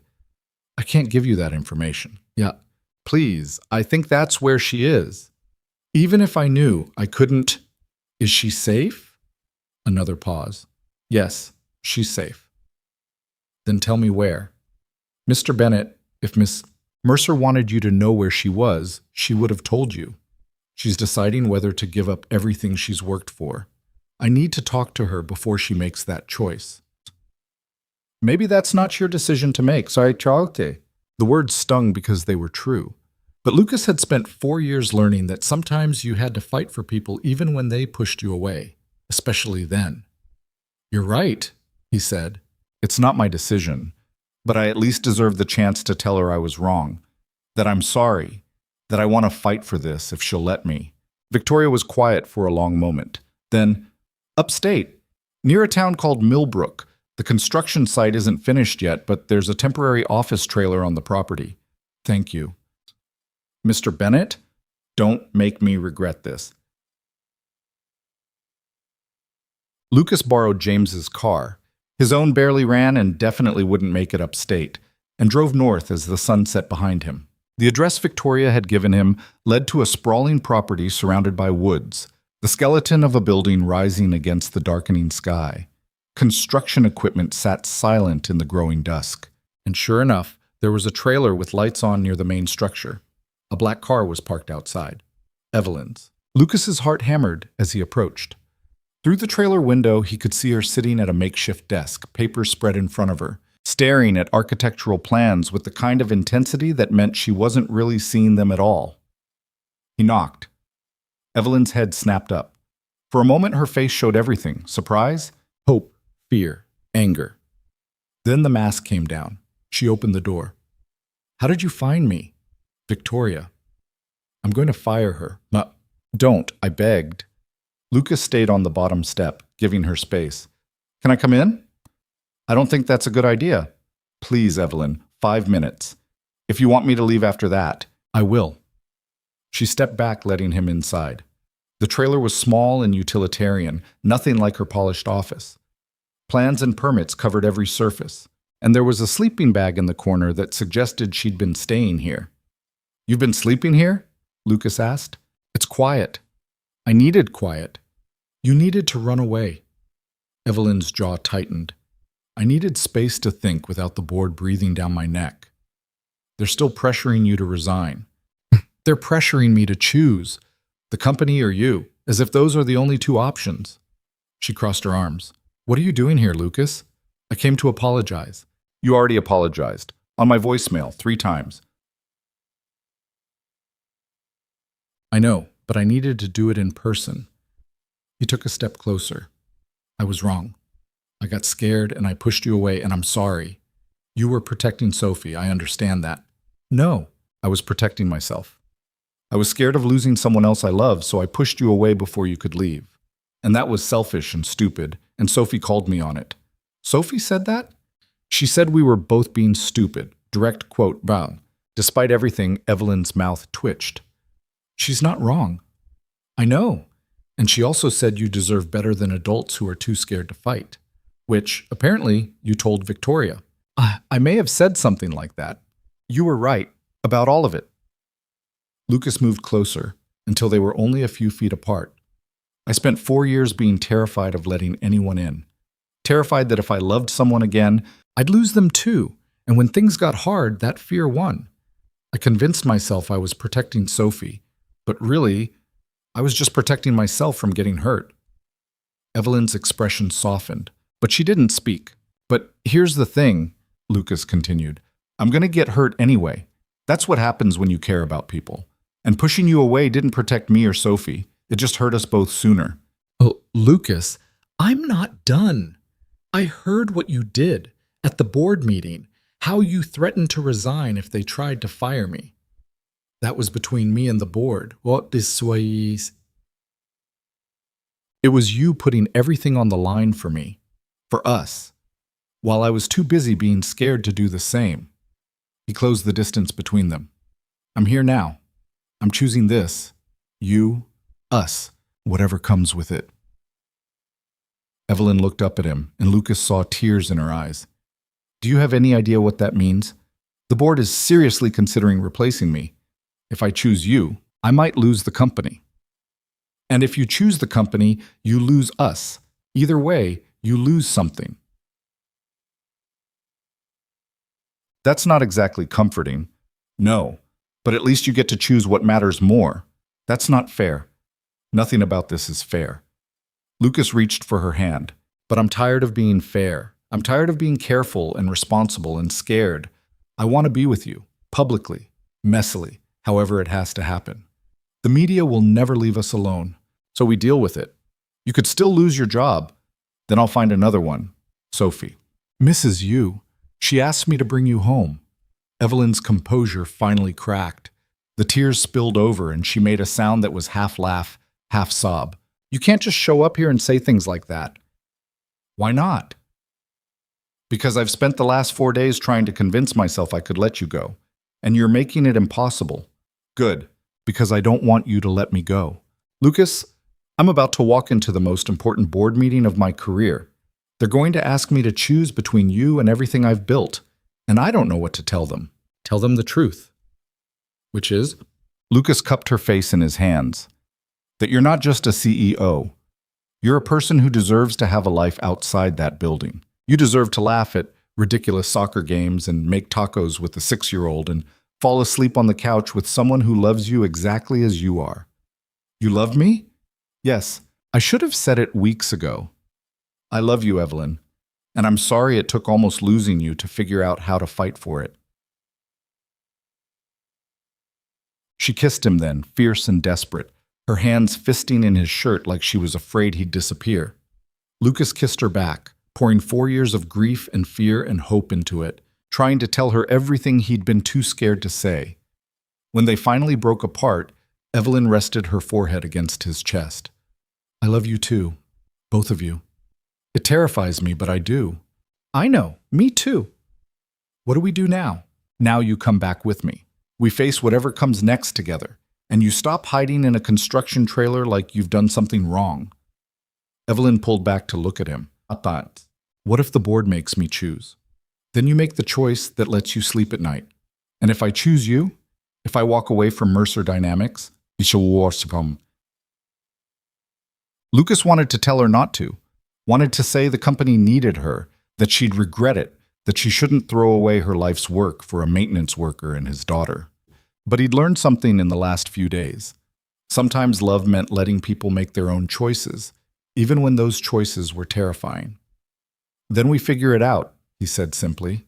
Together. Evelyn searched his face, looking for doubt. She wouldn't find any. Lucas had made his choice, and he wasn't backing down. Okay, she said finally. Okay, let's go home. They drove back to the city in separate cars. Evelyn needed to return hers, and Lucas had to get James's back, but they stayed on the phone the entire drive, voices tangled together in the darkness. They talked about Sophie, about the board meeting, about what came next. They didn't have answers for everything, but at least they were asking the questions together. It was almost 11 when they got back to Lucas's apartment. The babysitter left, giving them a knowing smile, and Sophie appeared in her pajamas, rubbing her eyes. You brought her back, Sophie said sleepily. I brought her back, Lucas confirmed. Sophie walked straight to Evelyn and hugged her. Don't leave again. I won't, I promise. Good, because George missed you. Just George? I missed you too, a lot. Evelyn held Sophie tight, and Lucas saw her eyes close like she was memorizing the moment. When Sophie finally pulled back, she yawned hugely. Can Evelyn stay tonight? Bug, it's late. Please? I sleep better when everyone's here. Lucas looked at Evelyn, who nodded. I can stay. They put Sophie back to bed together. The three of them squeezed into her small room. Sophie made Evelyn promise to be there when she woke up, then fell asleep holding both their hands. Lucas and Evelyn retreated to the living room, exhausted but wired. I can't believe I'm nervous about sleeping on your couch, Evelyn said. You don't have to sleep on the couch. Lucas, you can take my bed. I'll take the couch. She smiled. Ever the gentleman. Mostly I'm just terrified of moving too fast and screwing this up again. We've already screwed it up multiple times. Might as well keep going. What's bolted? They ended up on the couch together. Evelyn tucked against Lucas's side, both of them too tired to do anything but exist in the same space. Mr. Whiskers eventually joined them, curling up on Evelyn's lap with a purr that sounded like approval. I have to face the board on Monday, Evelyn said quietly. The meeting's at 9. What are you going to tell them? I don't know yet. Part of me wants to tell them exactly where they can put their ultimatum, but the other part, she trailed off. The other part knows how much the company means to you. It's been my entire life for 10 years, since before the accident. I built Mercer Dynamics into what it is. The thought of walking away, her voice caught. Then don't walk away. Fight for both. Tell them you're not choosing between your personal life and your job, because that's a false choice designed to make you feel like you can't have both. They won't accept that. Maybe not, but at least you'll have said it. Evelyn was quiet for a while, her fingers tracing absent patterns on Lucas's arm. What if they fire me anyway? Then you'll land on your feet. You always do. How can you be so sure? Because I've watched you handle a panic attack in a stuck elevator, survive a media circus, and threaten to quit the job you love rather than throw me under the bus. You're the strongest person I know, Evelyn. Whatever happens, you'll be okay. We'll be okay, she corrected. Yeah, we will. Calcon.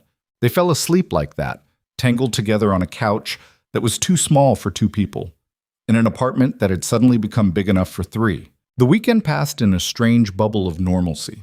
They took Sophie to the park, made pancakes for breakfast, played the made-up board game until everyone was laughing too hard to continue. Evelyn checked her email obsessively, fielding messages from the board and her executive team, but she tried to stay present, to soak up the quiet moments before everything exploded again. On Sunday night, after Sophie was asleep, Evelyn sat at the kitchen table working on her statement for the board meeting. Lucas made coffee and watched her wrestle with the words. What if I tell them I'm keeping you and they fire me? She said suddenly. Then you're unemployed and dating a maintenance worker, not exactly the power couple of Manhattan. I'm serious. So am I. Evelyn, I'm not going to lie and say it wouldn't be hard, but we'd figure it out. You could consult, start your own company, join a board somewhere. You have options. I don't want options. I want Mercer Dynamics. Then fight for it, but fight for us too. Don't let them make you choose. She stared at the half-written statement, then closed the laptop. I need to sleep, clear my head. You can use my bed. I'll stay out here. Lucas, we're both adults. We can share a bed without... I know, but I also know you're stressed about tomorrow, and I don't want to add any pressure. Evelyn smiled, soft and genuine. You're too good for me. Objectively false, but I appreciate the sentiment. They ended up in his bed anyway, both too tired to argue about it. Lucas fell asleep with Evelyn curled against him, her breathing slow and steady, and tried not to think about the fact that tomorrow could change everything. Monday morning came too fast. Evelyn was up before dawn, pacing the small apartment in the clothes she'd worn Friday night, looking progressively more stressed. I need to go home and change, she said. I can't walk into a board meeting looking like this. What's wrong with how you look? Lucas, I'm wearing jeans and a sweater. I need armor. He understood that. The tailored suits, the perfect hair, the CEO mask, it was all armor. Protection against a world that looked for any sign of weakness. Go, he said. Do what you need to do, but remember you're not walking in there alone. You can't come to the board meeting. I know, but I'll be thinking about you, and Sophie will too. As if on cue, Sophie appeared, still in her pajamas. Are you leaving? I have to go to work, sweetheart, but I'll see you soon. Promise? Promise. Sophie hugged her, and Evelyn held on longer than necessary, like she was drawing strength from the embrace. Then she left, and the apartment felt emptier without her. Lucas got Sophie ready for school, both of them moving through the morning routine on autopilot. At drop-off, Sophie grabbed his hand. Dad, is Evelyn going to be okay? I think so, Bug. But you're worried. A little bit, yeah. Me too, Jeshi. They hugged goodbye, and Lucas watched her disappear into the school building before heading to work. The office felt different now. People still stared, still whispered, but Lucas didn't care anymore. He had bigger things to worry about. At 9 o'clock, he was in the basement checking pressure gauges when his phone buzzed. A text from Evelyn. Evelyn. Going in. Wish me luck. Lucas. You don't need luck. You've got this.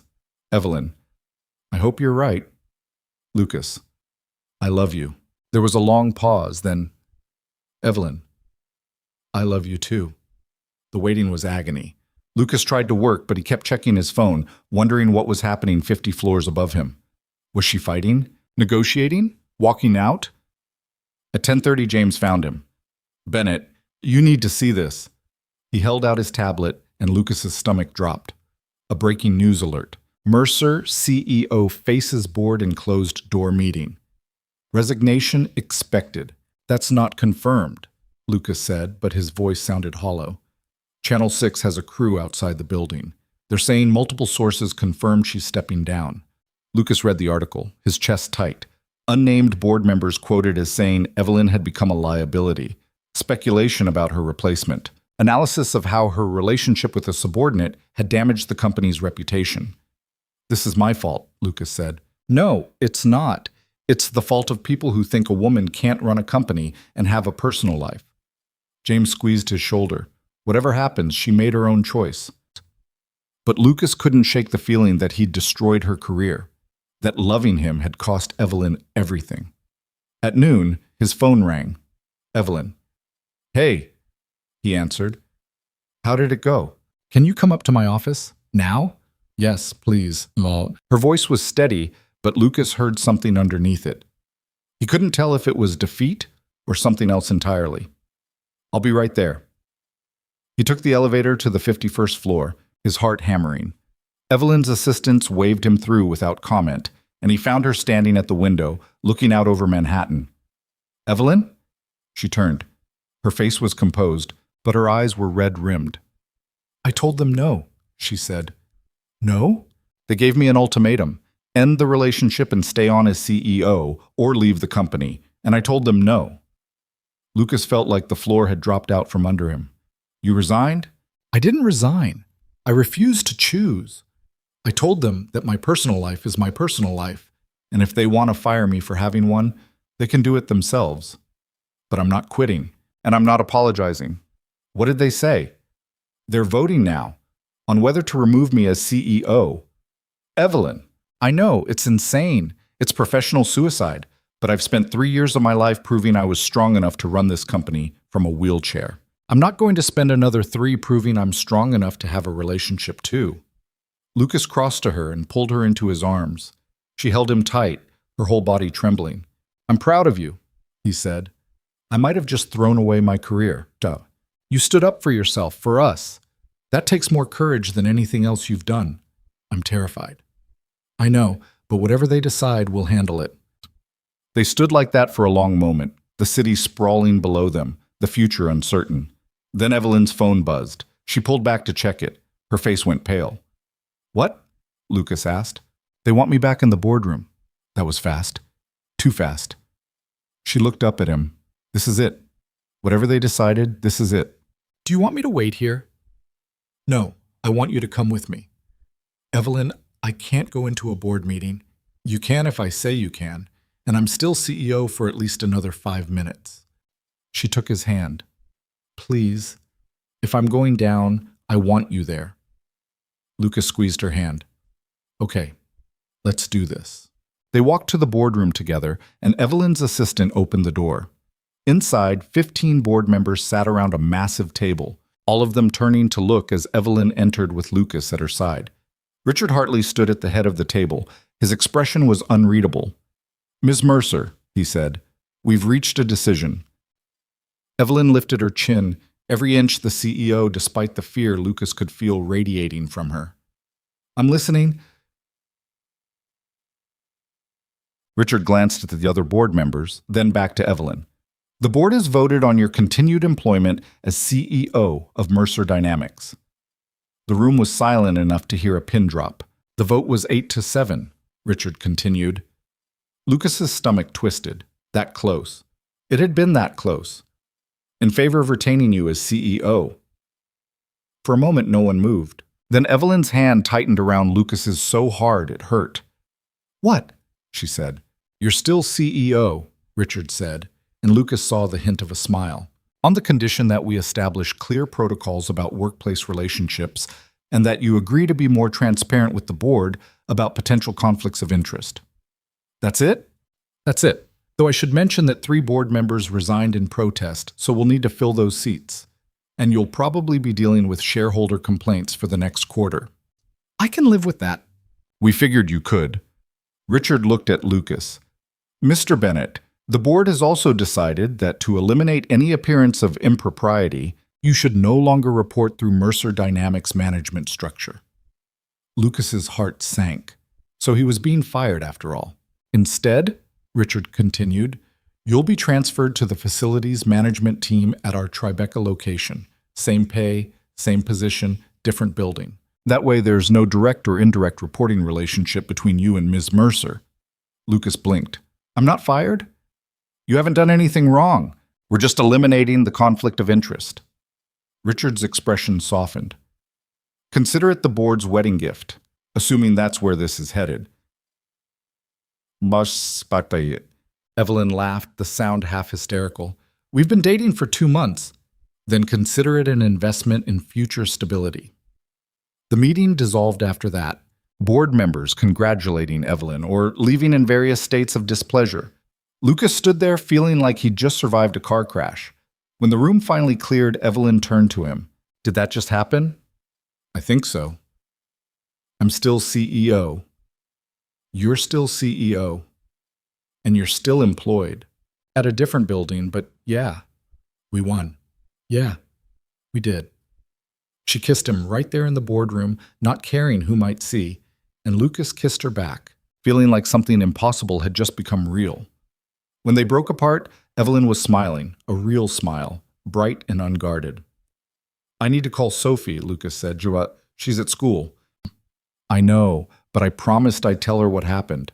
Then let's go together. Okay. They left the building through the front entrance, and sure enough, there were cameras waiting. Reporters shouting questions, photographers snapping pictures.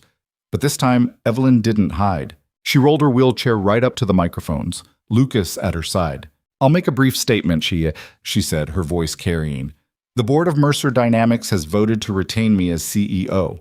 I'm grateful for their continued confidence. As for my personal life, I'm in a relationship with Lucas Bennett. He's a good man, a great father, and someone I'm proud to be with. That's all I have to say. She turned her chair and headed for the car, Lucas following. Behind them, the reporters erupted with follow-up questions, but Evelyn didn't stop. In the car, she let out a breath that sounded like she'd been holding it for days. That was terrifying, she said. You were amazing. I basically just told the entire financial world I'm dating my maintenance worker. Former maintenance worker. I work in Tribeca now, remember? She laughed, and Lucas saw the tension finally drain from her shoulders. What do we do now?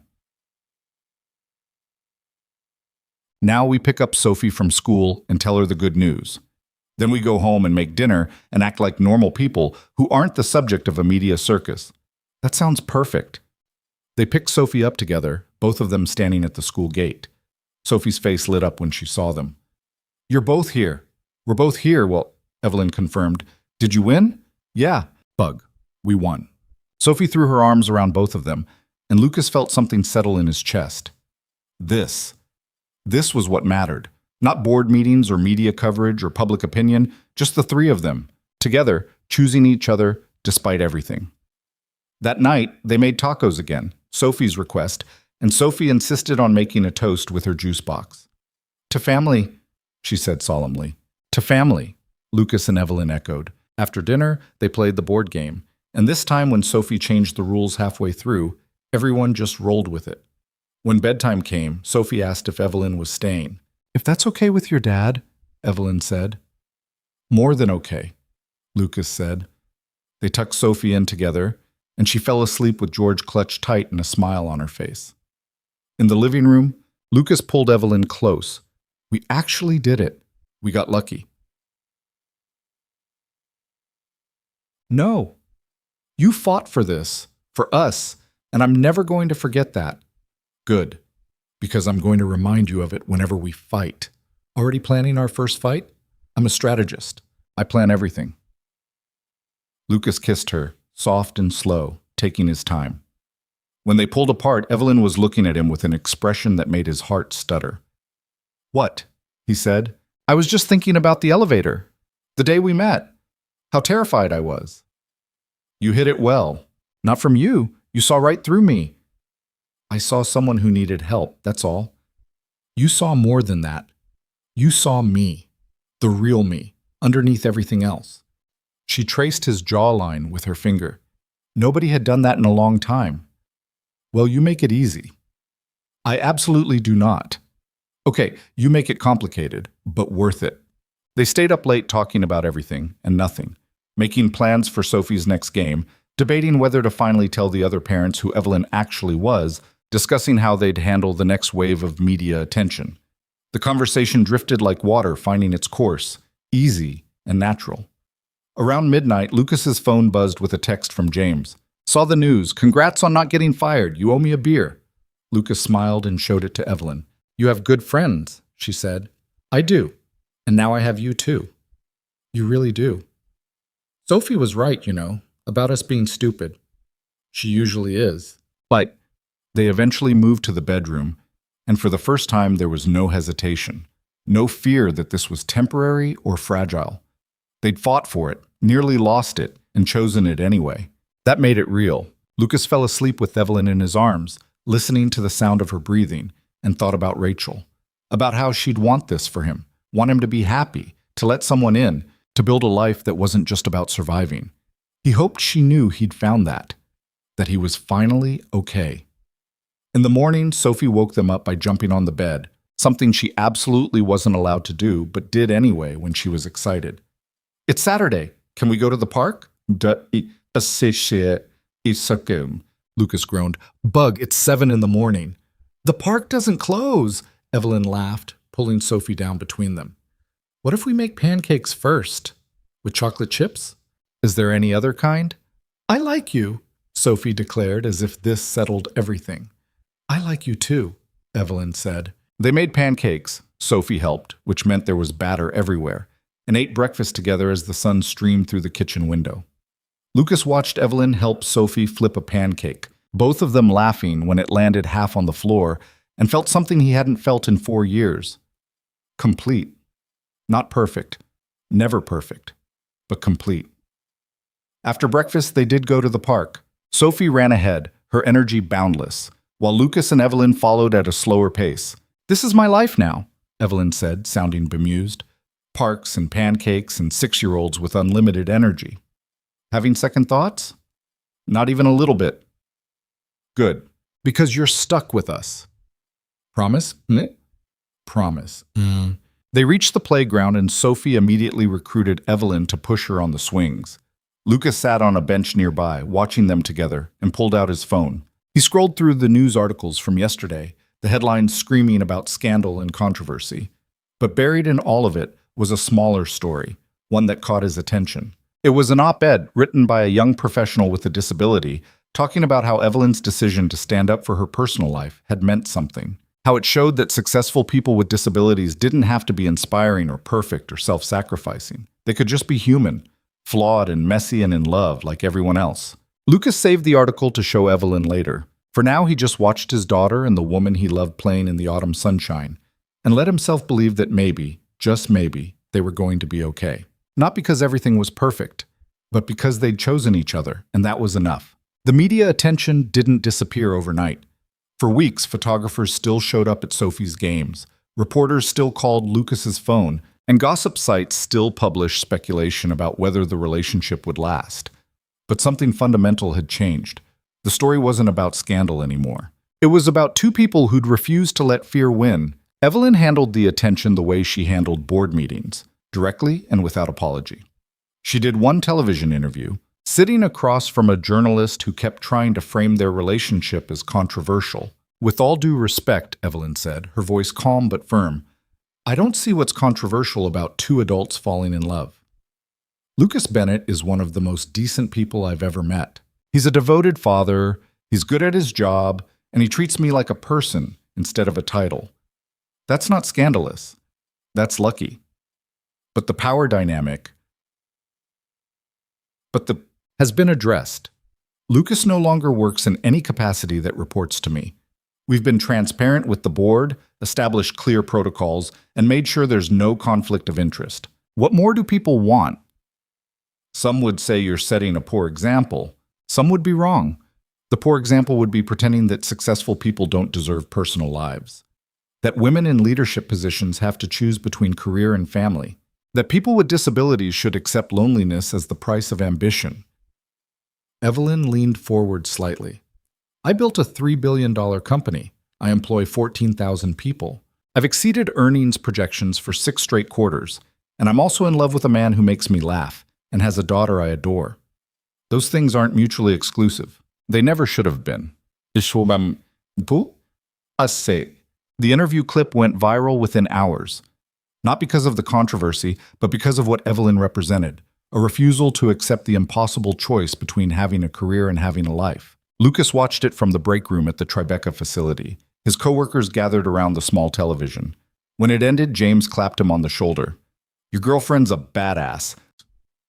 Yeah, Lucas said, something warm spreading through his chest. She really is. That evening, Sophie had a soccer game. It was the championship match, and she'd been nervous all week. Lucas and Evelyn arrived early, setting up folding chairs on the sideline. Other parents glanced over, some curious, some judgmental, most just polite. Do they always stare? Evelyn asked quietly. Pretty much. You get used to it. I don't think I will. Then don't. Just watch Sophie play. That's all that matters. So. The game started and Sophie was everywhere, defending, attacking, communicating with her teammates in the shorthand language of kids who'd played together all season. At halftime, the score was tied 2-2, and Sophie ran over to them, breathing hard. We're going to win, she announced. Confident, Evelyn said. I'm not confident. I'm right. There's a difference. Sophie grabbed her water bottle and drank half of it in one go. Dylan's being nice to me now, by the way. Really? Lucas said. What changed? His mom made him apologize for saying mean things. And then I apologized for pushing him. And now we're friends. She said it like it was the simplest thing in the world. That's very mature of both of you, Evelyn said. I told him you were cool, and that your wheelchair has better motors than his stupid scooter. Sophie? What? It's true. She ran back to the field before either of them could respond. Lucas shook his head. She has no filter. She's perfect. She's something. The second half was intense. With 2 minutes left, Sophie got the ball near midfield. She started running, weaving through defenders with a determination that made Lucas's heart swell. One defender tried to block her. Sophie dodged. Another closed in. Sophie cut left. And then, with 10 seconds on the clock, she wound up and kicked. The ball sailed past the goalie's outstretched hands and into the net. The sideline erupted. Lucas jumped up, cheering so loud his throat hurt. Beside him, Evelyn was yelling too, her face lit up with joy. Sophie's team swarmed her, all of them screaming and jumping. When she finally broke free and ran over, Lucas scooped her up and spun her around. You did it! You won! We won, Sophie corrected. But she was grinning so wide it looked like her face might split. Did you see that kick? Everyone saw that kick. That was amazing, Bug. Evelyn reached up and high-fived Sophie. That was the best goal I've ever seen. Really? Really? You were incredible. Sophie wiggled down from Lucas's arms and threw herself at Evelyn in a hug that nearly knocked her wheelchair backward. This is the best day ever. Mine too, Evelyn said, and Lucas heard the catch in her voice. After the game, after the team celebration and the trophy presentation and the obligatory photos, they went out for pizza. Sophie talked nonstop about the game, replaying every moment, and Lucas and Evelyn listened like it was the most important story in the world. Can I ask you something? Sophie said suddenly, looking at Evelyn. Of course. Are you going to marry my dad? Lucas choked on his water. Evelyn went very still. Sophie, Lucas said when he could breathe again, that's not... We haven't... I'm just asking. All my friends' parents are married or divorced, but they started out married. Not everyone gets married, Evelyn said carefully. Some people just live together. But do you want to marry him? Sophie, that's enough. Yes, Evelyn said, looking directly at her. I do, someday, if he wants that too. Sophie nodded, satisfied. Okay, good, because I think you should. Then she went back to her pizza like she hadn't just detonated a bomb in the middle of dinner. Lucas stared at Evelyn across the table. She stared back, her expression somewhere between terrified and hopeful. We'll talk about this later, he said quietly. Okay. But for the record? Yeah? Someday sounds good to me too. Evelyn's face broke into a smile that made his chest ache. That night, after Sophie was asleep, they sat on the couch in Evelyn's apartment. Their apartment now, Lucas reminded himself. 3 months since they'd moved in, and he still sometimes forgot that this was home. I'm sorry about what Sophie said, Lucas started. She didn't mean to put you on the spot. I meant it, Evelyn interrupted. What I said about wanting to marry you. We've only been together 7 months. I know. I'm not saying it has to be tomorrow, or even this year. I'm just saying that when I think about my future, you're in it, both of you, permanently. Lucas took her hand. I think about that too. About what it would be like to make this official, to be a family in every possible way. But I need to know you're ready for what that means. Marriage isn't just about us. It's about Sophie. About being her parent, legally and emotionally. About signing up for school plays and science projects and teenage drama. About being there for the hard stuff, not just the good parts. You think I don't know that? I think you're used to running a company, and kids aren't employees. You can't fix them with strategy and discipline. Sometimes they're just messy and irrational, and they push every button you have. Evelyn pulled her hand back. Her expression hurt. You think I can't handle being a parent? That's not what I said. It's what you meant. You think because I'm a CEO, I don't know how to deal with real human emotions, that I'll treat Sophie like a business problem. Evelyn, I've been here every day for 7 months, Lucas. I've been to every game, every school event, every doctor's appointment. I've helped with homework and made dinner and dealt with meltdowns and nightmares. What more do I have to do to prove I'm serious about this? I'm not asking you to prove anything. Yes, you are. You're asking me to prove I'm not going to run away when things get hard, that I'm not going to wake up one day and decide this life isn't worth the complications. She was crying now, angry tears that she swiped away impatiently. I love you. I love Sophie. I'm not going anywhere, but I can't keep auditioning for a role I already have. Lucas felt like he'd been punched. She was right. He'd been holding back, waiting for proof that she wouldn't leave, when she'd already shown him over and over that she was in this completely.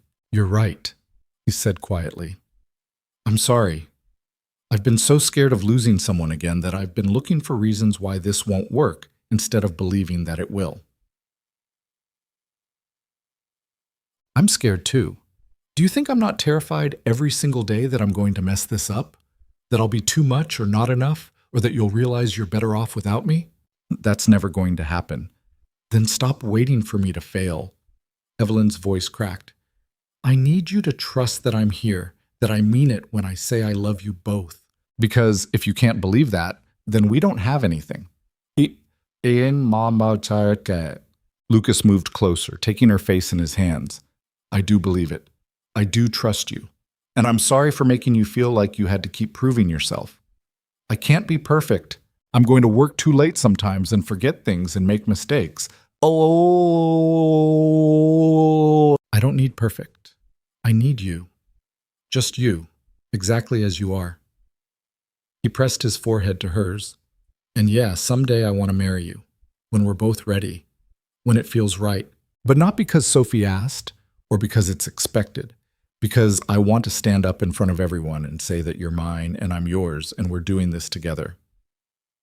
Really? Really? She kissed him then, desperate and relieved, and Lucas kissed her back with everything he had. When they broke apart, Evelyn was crying again, but smiling through it. I love you so much it scares me, she said. Good, because that's exactly how I feel about you. They stayed up late that night talking about everything. About marriage, about adoption, about what their life could look like 5 years from now, 10 years from now. They didn't make any firm decisions, but they didn't have to. Just talking about the future, planning for it together, was enough.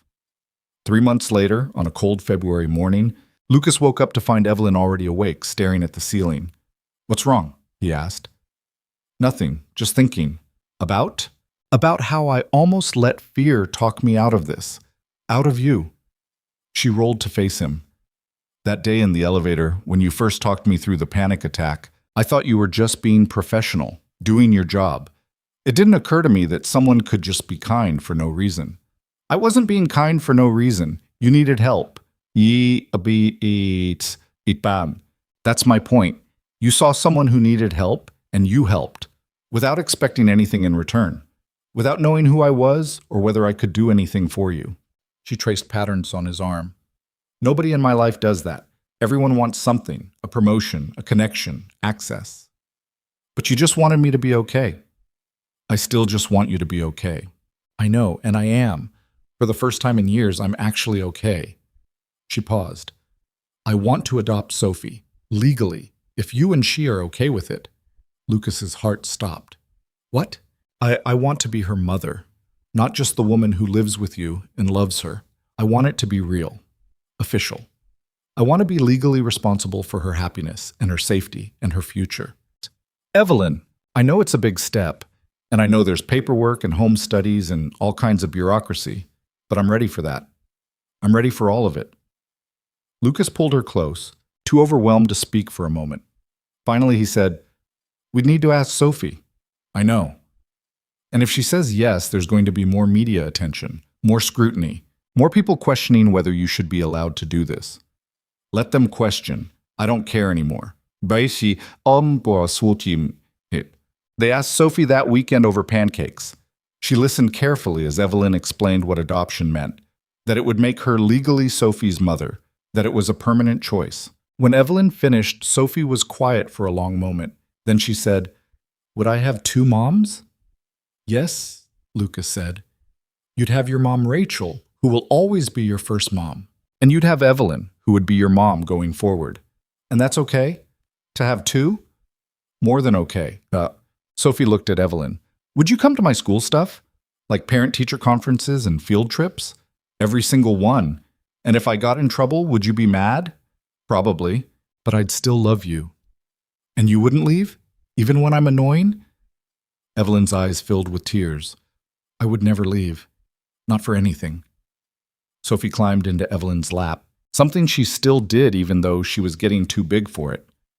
Okay, then yes. I want you to be my mom. Evelyn held her tight, crying into Sophie's hair, and Lucas felt his own eyes burn.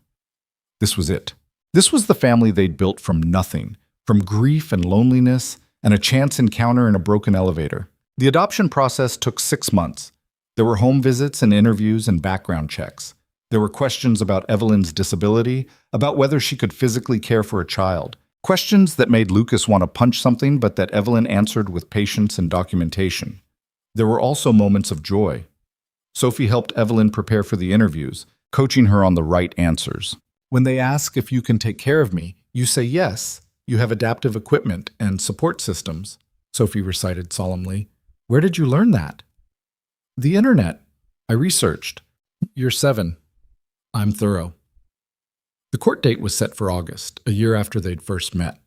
The night before, Lucas found Sophie sitting on her bed, looking at a photo album. What you doing, bug? Looking at pictures of Mom Rachel. Lucas sat beside her. Missing her? Well, a little. Is that okay? That I'm getting a new mom, but I still miss my old mom? It's more than okay. It means your heart is big enough for both of them. Sophie leaned against him. Dad, do you think Mom Rachel would like Evelyn? Lucas thought about Rachel's fierce kindness, her intolerance for pretense, the way she'd championed anyone who needed defending. Yeah, Bug. I think she would have loved her. Me too. Sophie closed the album. I think she'd be glad we're not alone anymore. Well, I think so too. The next morning, they stood in family court with Evelyn dressed in a navy suit and Sophie in her favorite dress with pockets. The judge, a woman in her 60s with kind eyes, smiled at them. Sophie, do you understand what's happening today? Yes, ma'am. Evelyn is becoming my mom officially. And is that what you want? Yes. She's already my mom in my heart. This just makes it real for everyone else. The judge's smile widened. That's a very good answer. She signed the papers with a flourish. Then, by the power vested in me by the state of New York, I'm pleased to grant this adoption. Sophie Bennett, you are now legally the daughter of Lucas Bennett and Evelyn Mercer. Sophie whooped, and Evelyn pulled her into a hug so tight Lucas worried she might crack a rib. When they finally separated, all 3 of them were crying. Outside the courthouse, there were cameras. Lucas had expected that. What he hadn't expected was the crowd of people holding signs. But these weren't protesters or critics.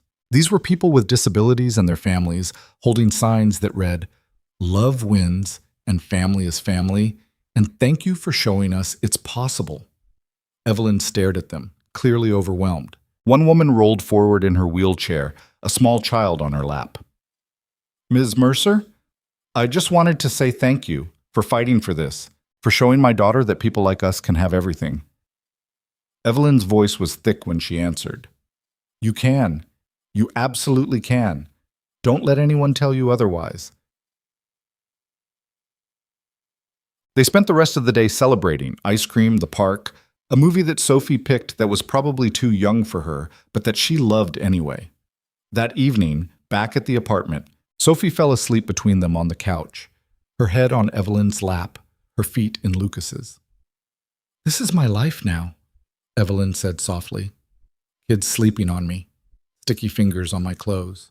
Endless questions about why the sky is blue. Having regrets? Not even one. She looked at him across their sleeping daughter. A year ago, I was alone.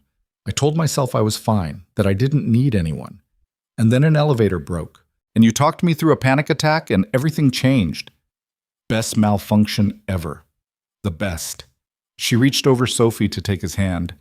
Thank you for seeing me, for letting me in, for giving me this. You gave us just as much, maybe more.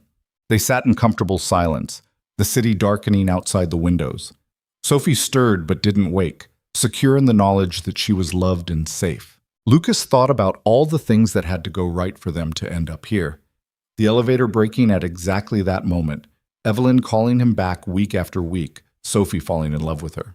The board meeting that could have ended everything but didn't. Every choice, every risk, every moment of choosing courage over fear. None of it had been smooth. They'd fought and doubted and nearly thrown it all away multiple times.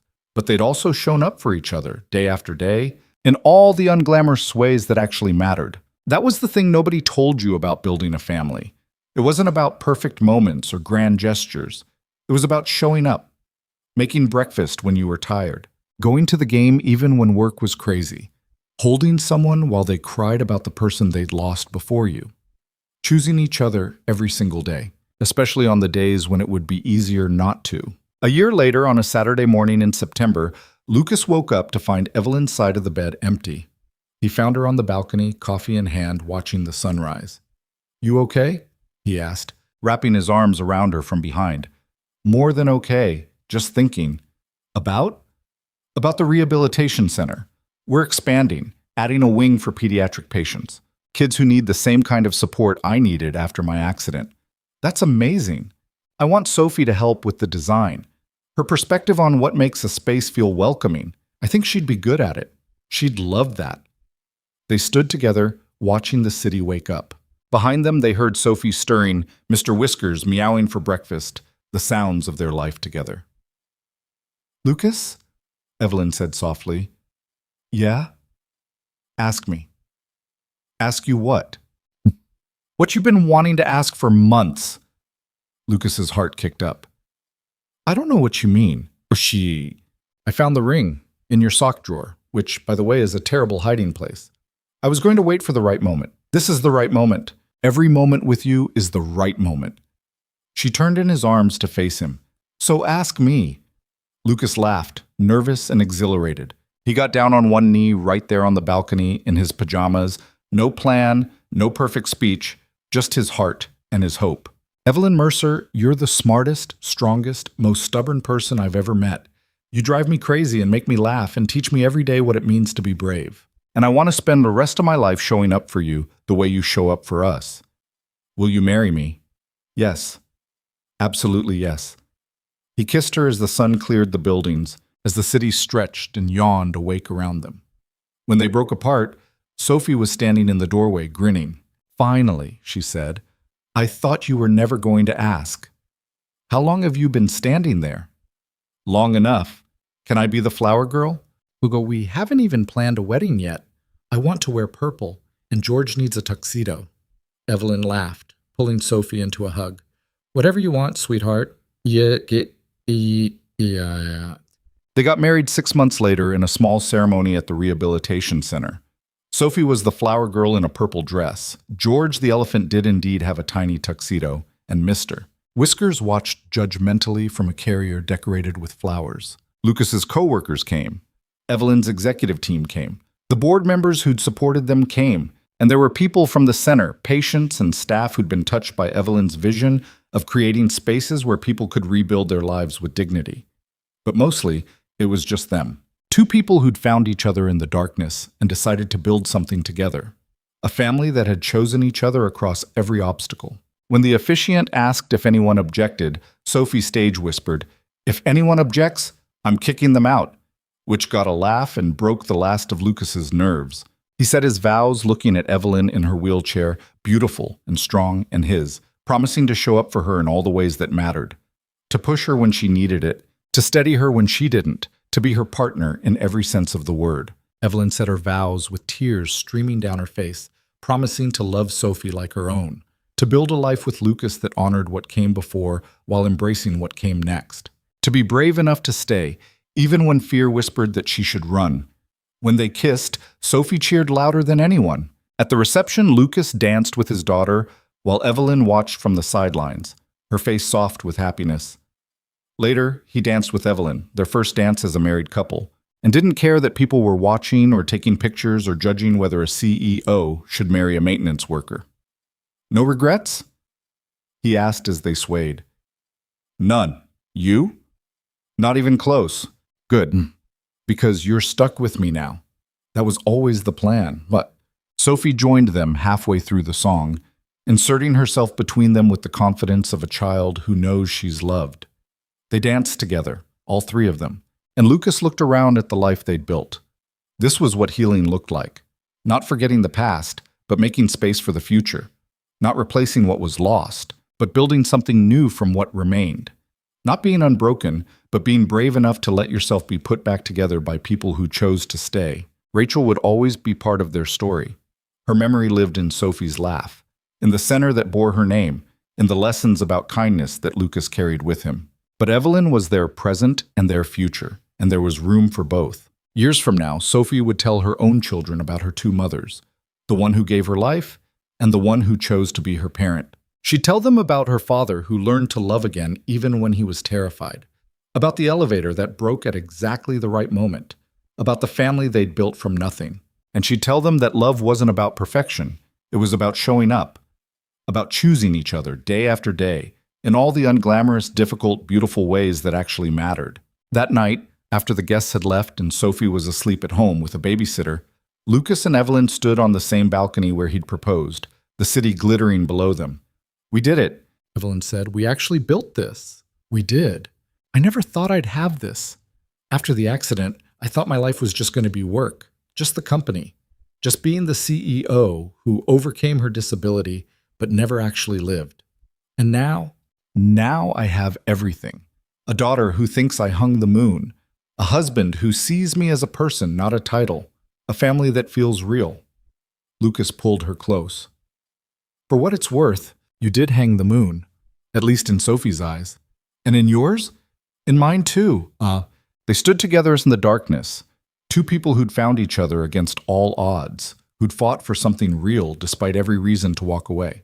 And in that moment, Lucas understood something he'd been too scared to believe for years, that life wasn't about avoiding pain or protecting yourself from loss. It was about opening yourself to possibility, even when it terrified you, about letting people in, even when you'd been hurt before. About believing that love could survive anything, grief, fear, disability, public scrutiny, all the obstacles the world threw in your way, because the alternative was being alone. And lonely was so much worse than scared. So they'd chosen each other, chosen to be vulnerable and messy and human, chosen to build a family that looked nothing like what either of them had imagined but was perfect anyway. And somewhere, Lucas liked to think, Rachel was watching, not with sadness or jealousy, but with the kind of love that transcends death, the kind that says, "I'm glad you're not alone. I'm glad you found each other. I'm glad you're happy." Because that's what real love was. Not possession or exclusivity, but wanting the people you love to have full lives even after you were gone. Lucas had lost Rachel. That wound would never fully heal. But he'd found Evelyn, and Sophie had found a second mother, and together they'd built something worth all the risk and fear and uncertainty. That was the story he'd tell Sophie when she was older. Not that you only get one great love, Not that losing someone means closing your heart forever, but that the human heart has infinite capacity for love, if you're brave enough to keep opening it. And bravery, he'd learned, wasn't the absence of fear. It was doing the terrifying thing anyway. It was stepping into the unknown and trusting that you'd figure it out together. It was answering an emergency call from a stuck elevator and talking someone through their panic without knowing where it would lead. It was calling that person back week after week, inventing reasons to see them again. It was taking your daughter to a soccer game and inviting the lonely CEO who needed to remember what normal felt like. It was standing in front of a boardroom and refusing to choose between your career and your heart. It was showing up day after day in all the small ways that built a life. That was the story. Not of perfection, but of persistence. Not of easy love, but of earned love. Not of a fairy tale, but of something real. And as Lucas stood on that balcony with his wife beside him and his daughter sleeping safely at home, he knew with absolute certainty that this, imperfect and complicated and messy as it was exactly what he'd been waiting for. A life worth living, a family worth fighting for, a love worth every risk. And that, in the end, was everything.